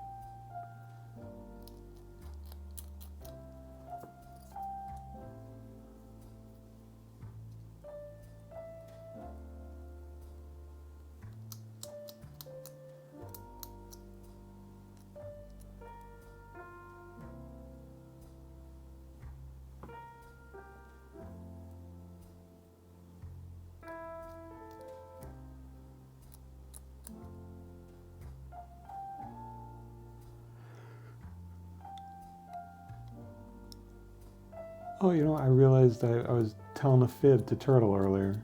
I told him I didn't paint Chaos Marines, but then I realized I've got Alfarius and Omegon, or Omegan. I painted them a long time ago. Well, a year ago.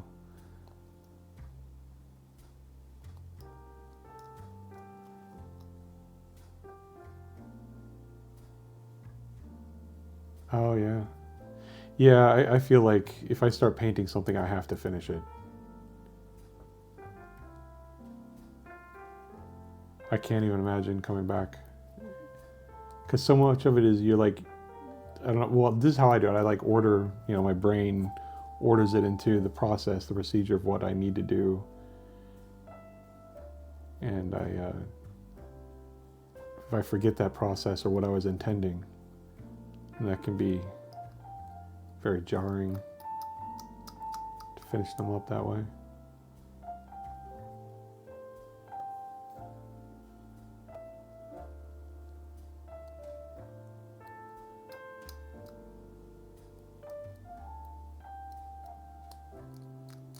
And also forgetting like the colors you've been using,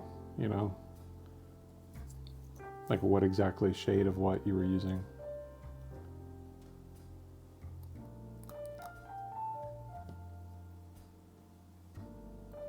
And if I get it wrong and the squad would be off, I'd be all a fuzzle.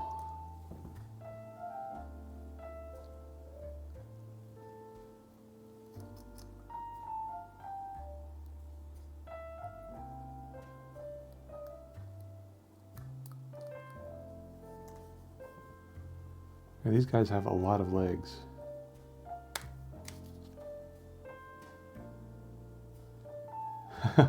Yeah, I worry about that. I get like neurosis about it. Where I'm like, oh my god, if they get rid of Death Guard Green, or if they get rid of Athonian Camo Shade, I am screwed for my Raptors. Although I have been using Army Painter's Army Green. I kind of like that one a little bit better.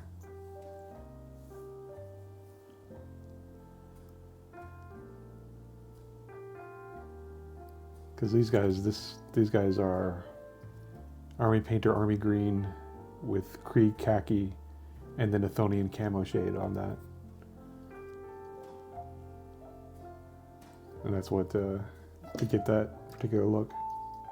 Hopefully I didn't break him, gosh. Stick.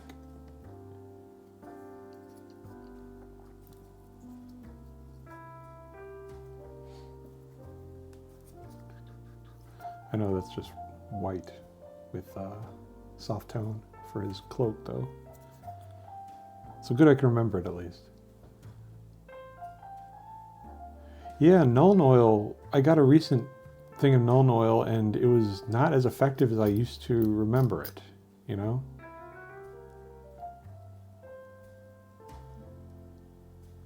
Like I usually use Dark Tone from Army Painter. And then I was like, oh, Nuln Oil is basically the same thing, but it's a little bit more subdued, at least. And I didn't even really, I did a regular dilution of it with, I think it was 1 part water, 2 parts Nuln Oil.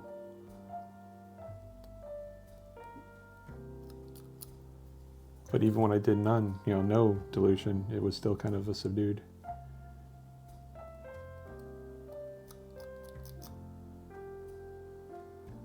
But I applied it twice and it worked.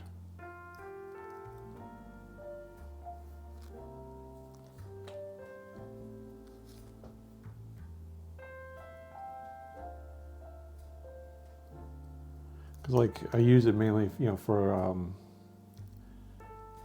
lead belcher and getting the the darkness in the curves of lead belcher. And I know, like, when you do the aguila on the chest of the Dreadnought or Marines, I know the exact look that I'm going for with it. And I wasn't getting it.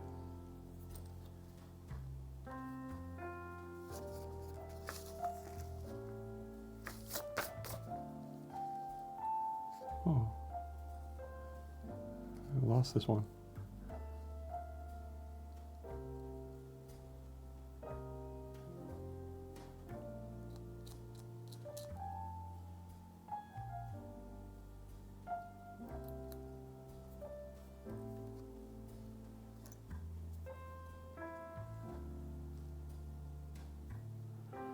But so far, I have to say I'm preferring the Army Painter paints than Citadel.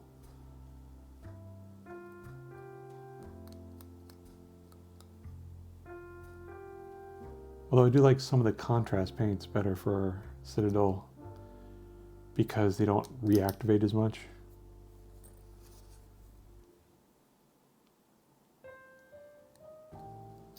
Like Army Painter Speed Paint, you have to apply quickly, as the name. If you agitate underlying coats too much, then they'll just slide off.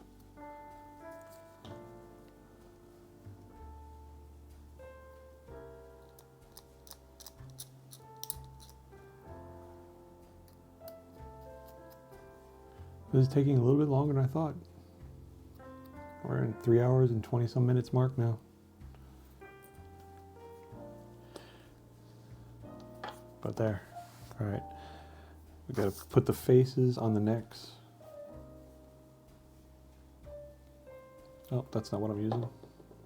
This is what I'm using.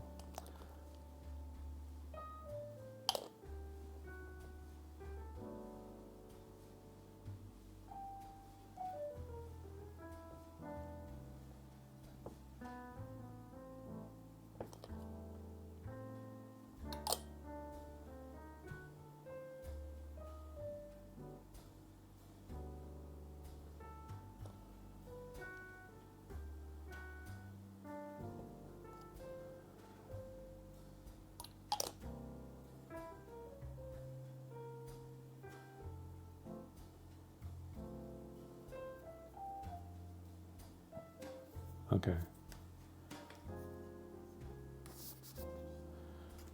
I'm getting plastic all over my sweatshirt.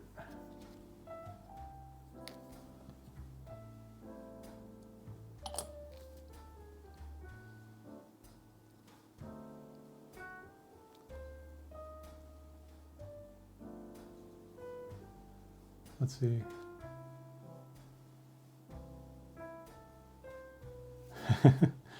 Well, I mean, they are slightly different, but yeah, they're not like easily identifiably different. It's like that's a nub shooter. The other one has a big sphere on the end.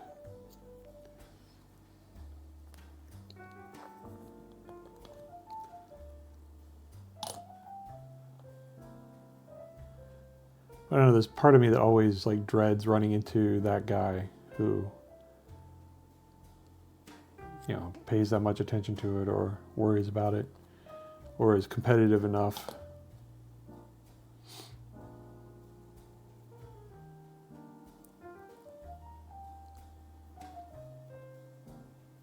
Okay. So let's see.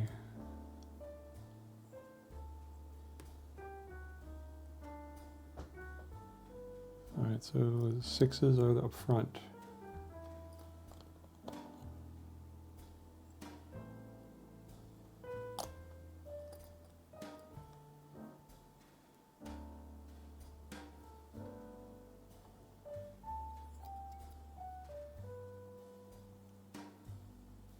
And then 7s are next.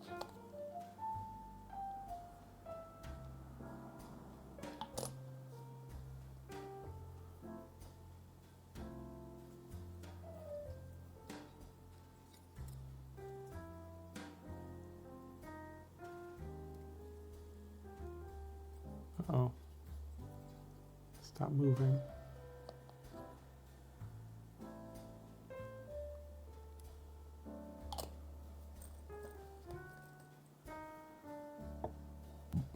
Excuse me.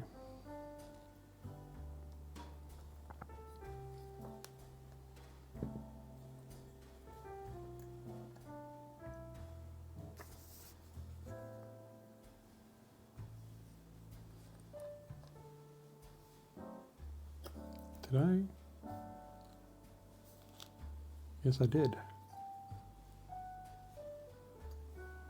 I put a wrong claw in the wrong place.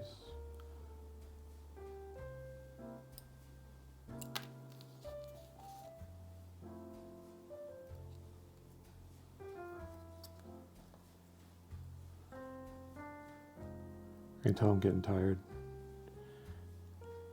Putting the wrong claw on the wrong part. All right.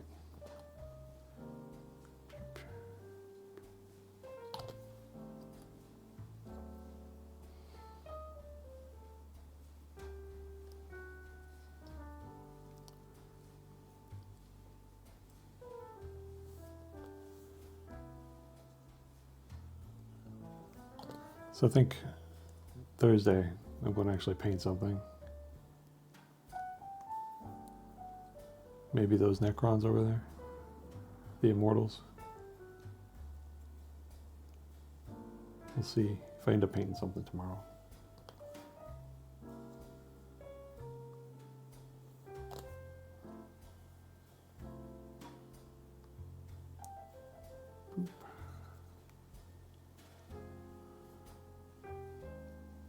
These are really nice models though. It's so intricate. So many little bits.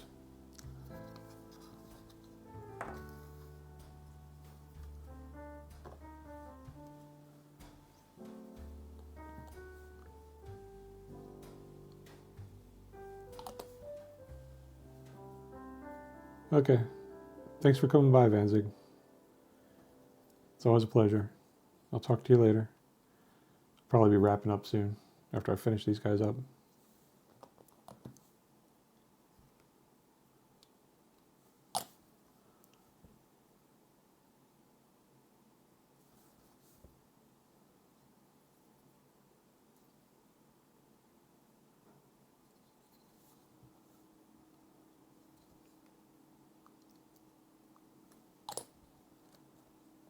music stopped.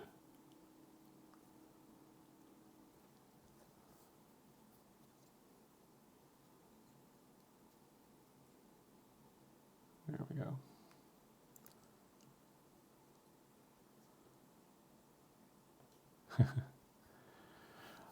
Well, there's something satisfying about painting them, even the rank and file guys. You know, but the elite stuff, they're heroes. They are pretty cool. I mean, I really like Imotekh. I like his cloak. I like that he's got little scarabs all over him. That's a nice figure. And this Chronomancer, he has some cool things about him. I like all those like little cubes that he has in his headdress and in his hand. But let's see. Oh, let me get my music.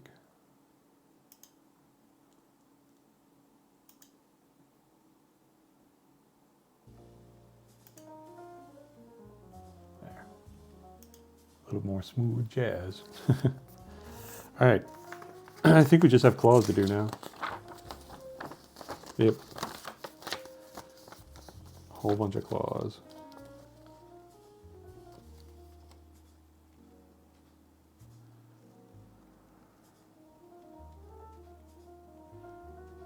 One, two, three, four. A whole bunch of 1, 2, 3s, and 4s. All right. Good night, Vanzig. I'll see you later. Thanks again.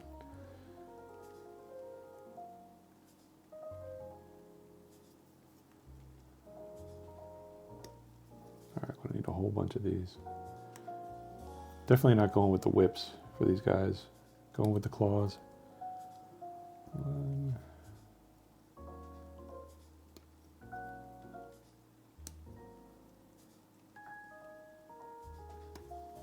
2, 3, and 4.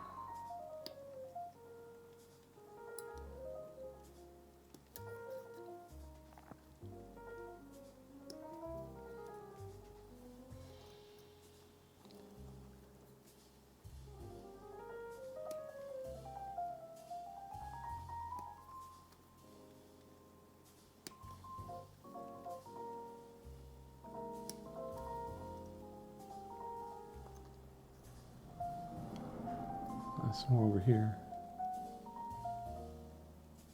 What is that?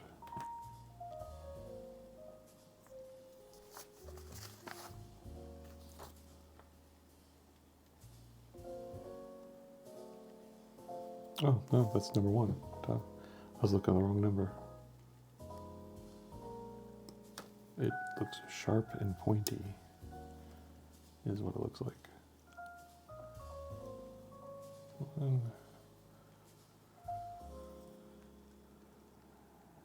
2.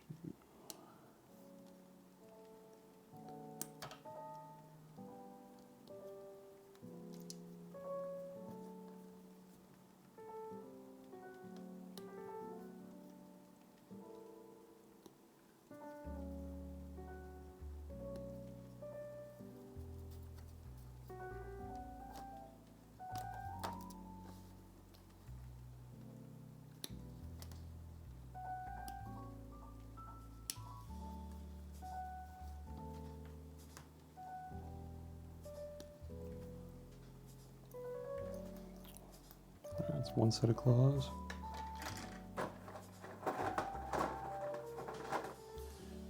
Next set.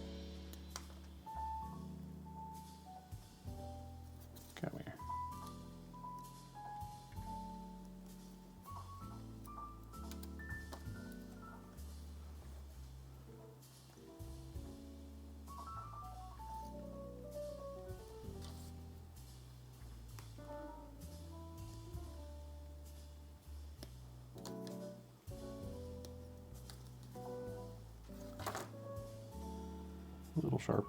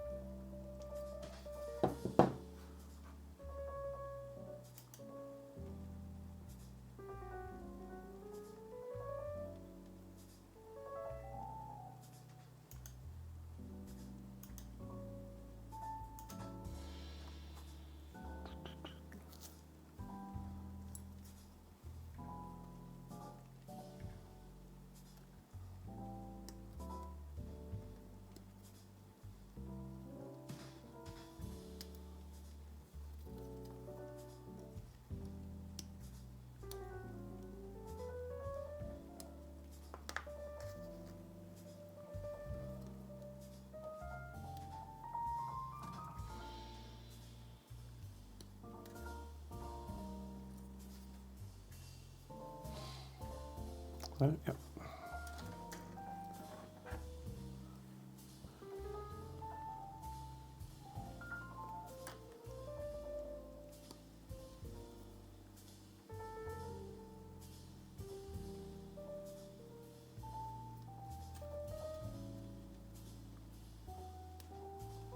Where did I miss? There we go.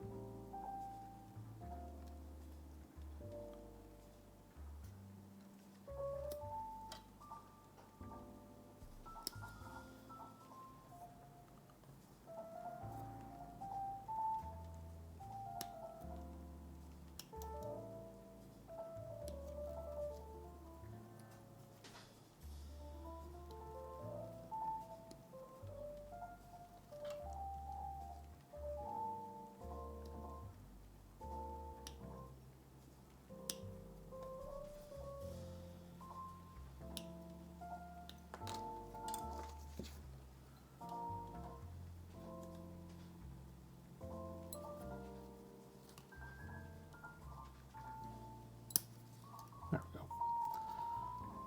All right, that was a bunch of cleaning. I can finally be done.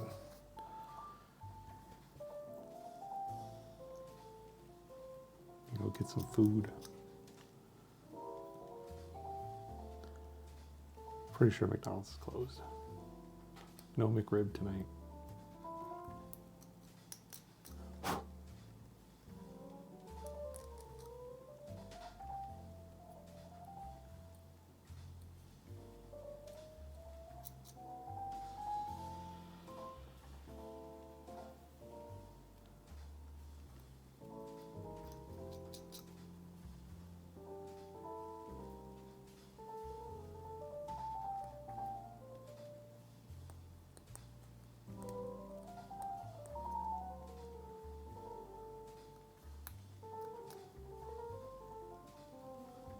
I left a big hunk of plastic on there.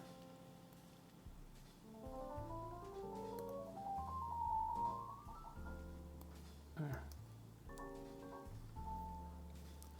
Is that supposed to stay? Yeah. So that is a piece I'm not supposed to cut off. So cool.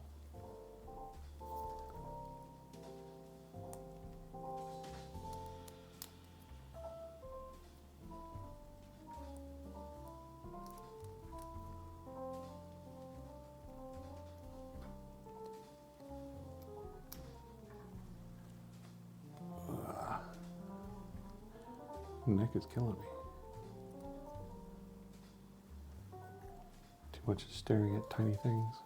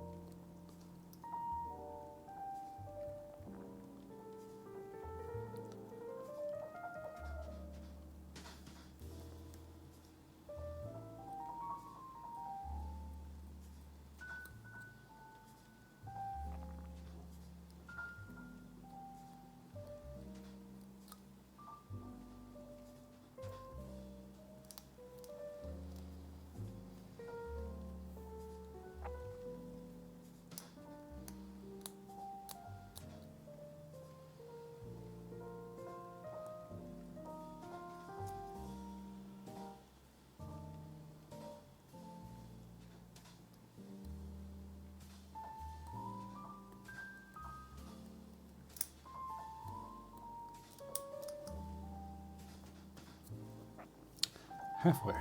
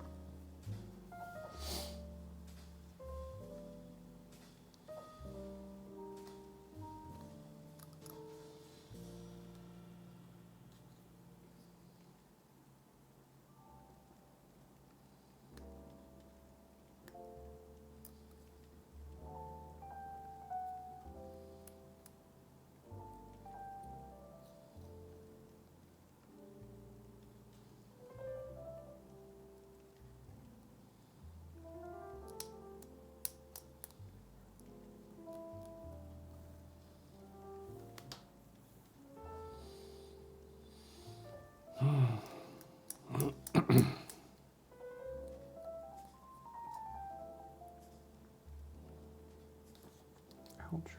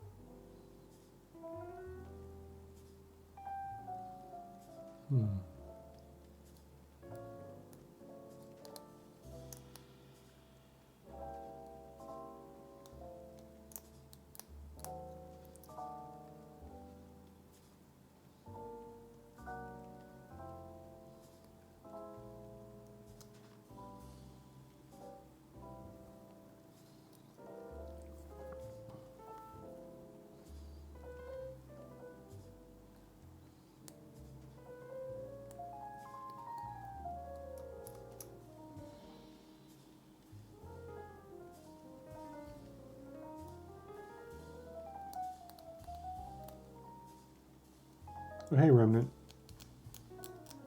How's it going? I'm just wrapping up some Necrons.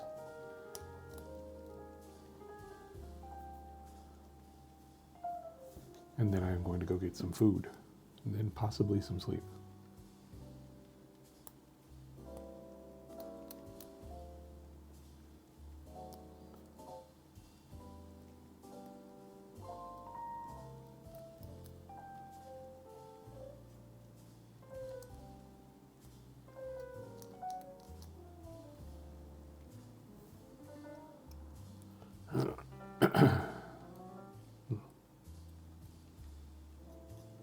Oh yeah?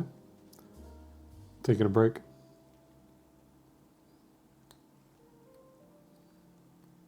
Giving yourself some time for it all to sink in?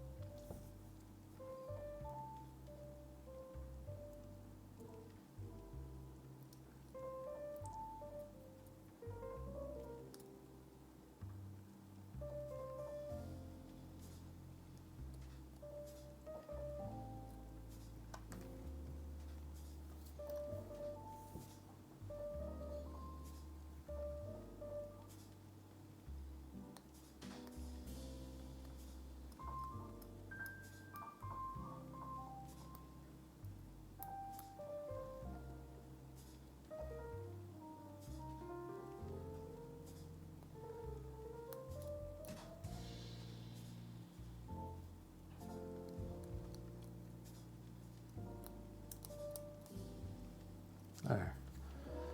Can finally glue these guys.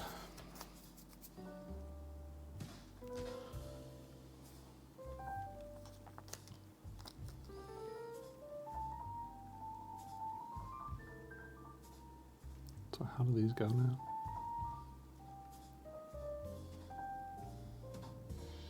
They go in at the end. Yeah, that's how it goes.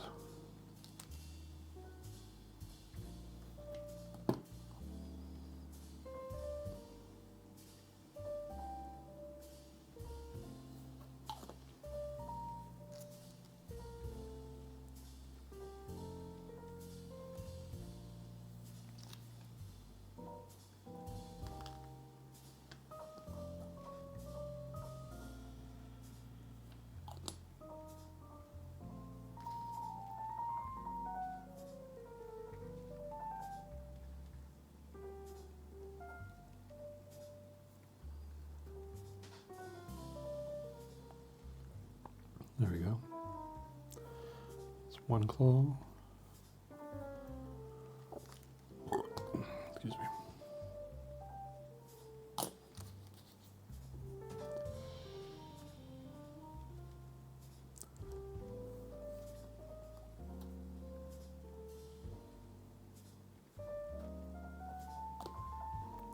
Another claw.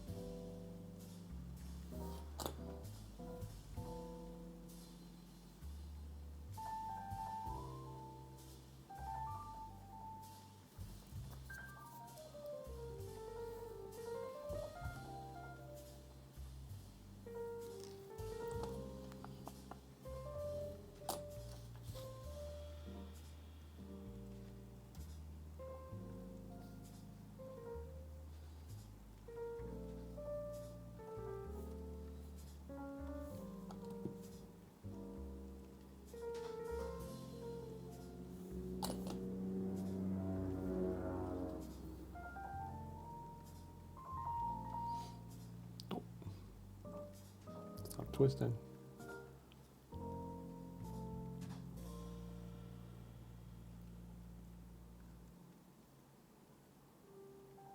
There we go.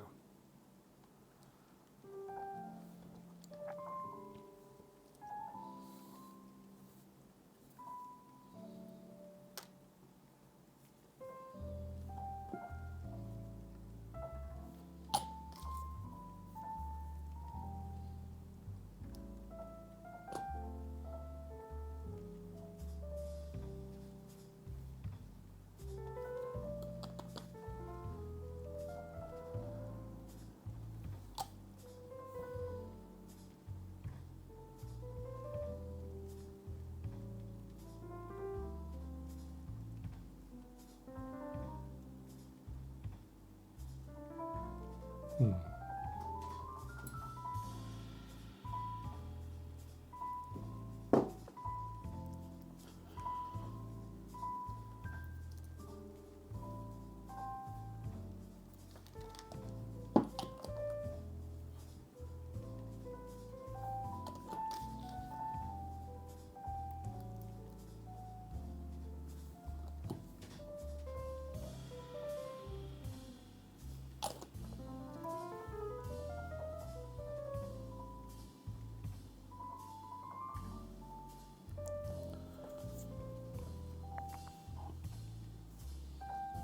Okay, let's see, how do these go?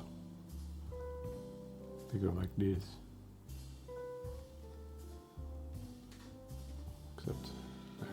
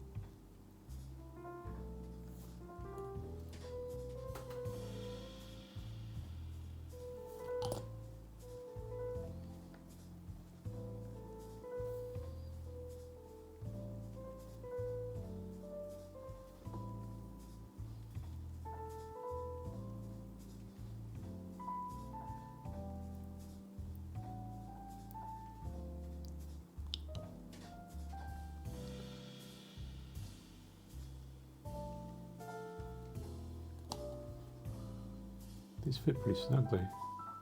Pretty nice.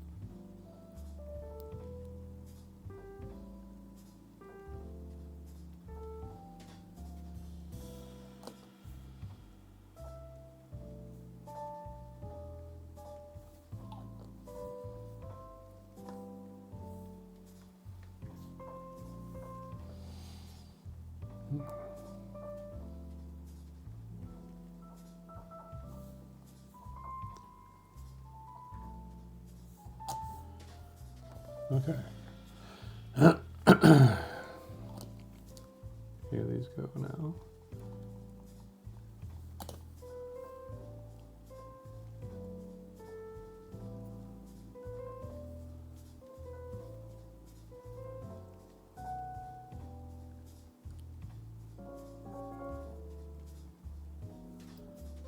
Nice. There, that dude is done. Roll. Rah. Rah.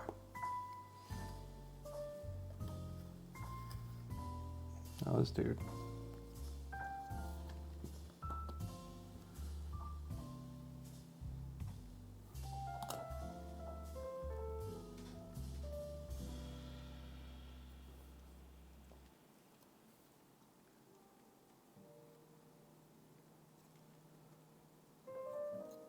Another guy. Rah.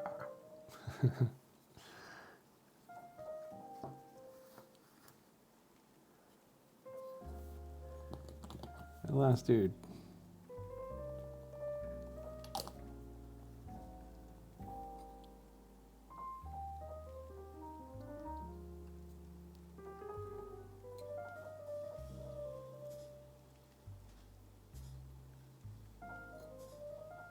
There we go.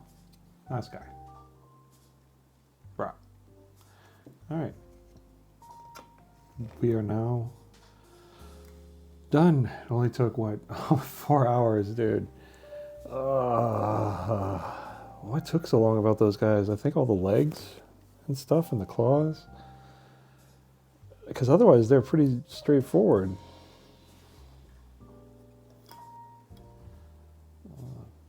I mean, the carapace was 11 pieces. And then the claws.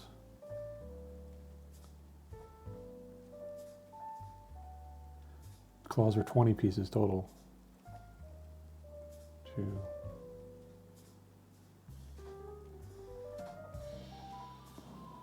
32 pieces, 34 pieces. Just seemed to take forever, and cleaning it takes forever. Anyways, that is it for me for tonight, guys. I appreciate y'all hanging out, spending time here. I will see you all later. I'll be back on Thursday, and then maybe at one point during the weekend. But y'all take care, okay? You have a good night.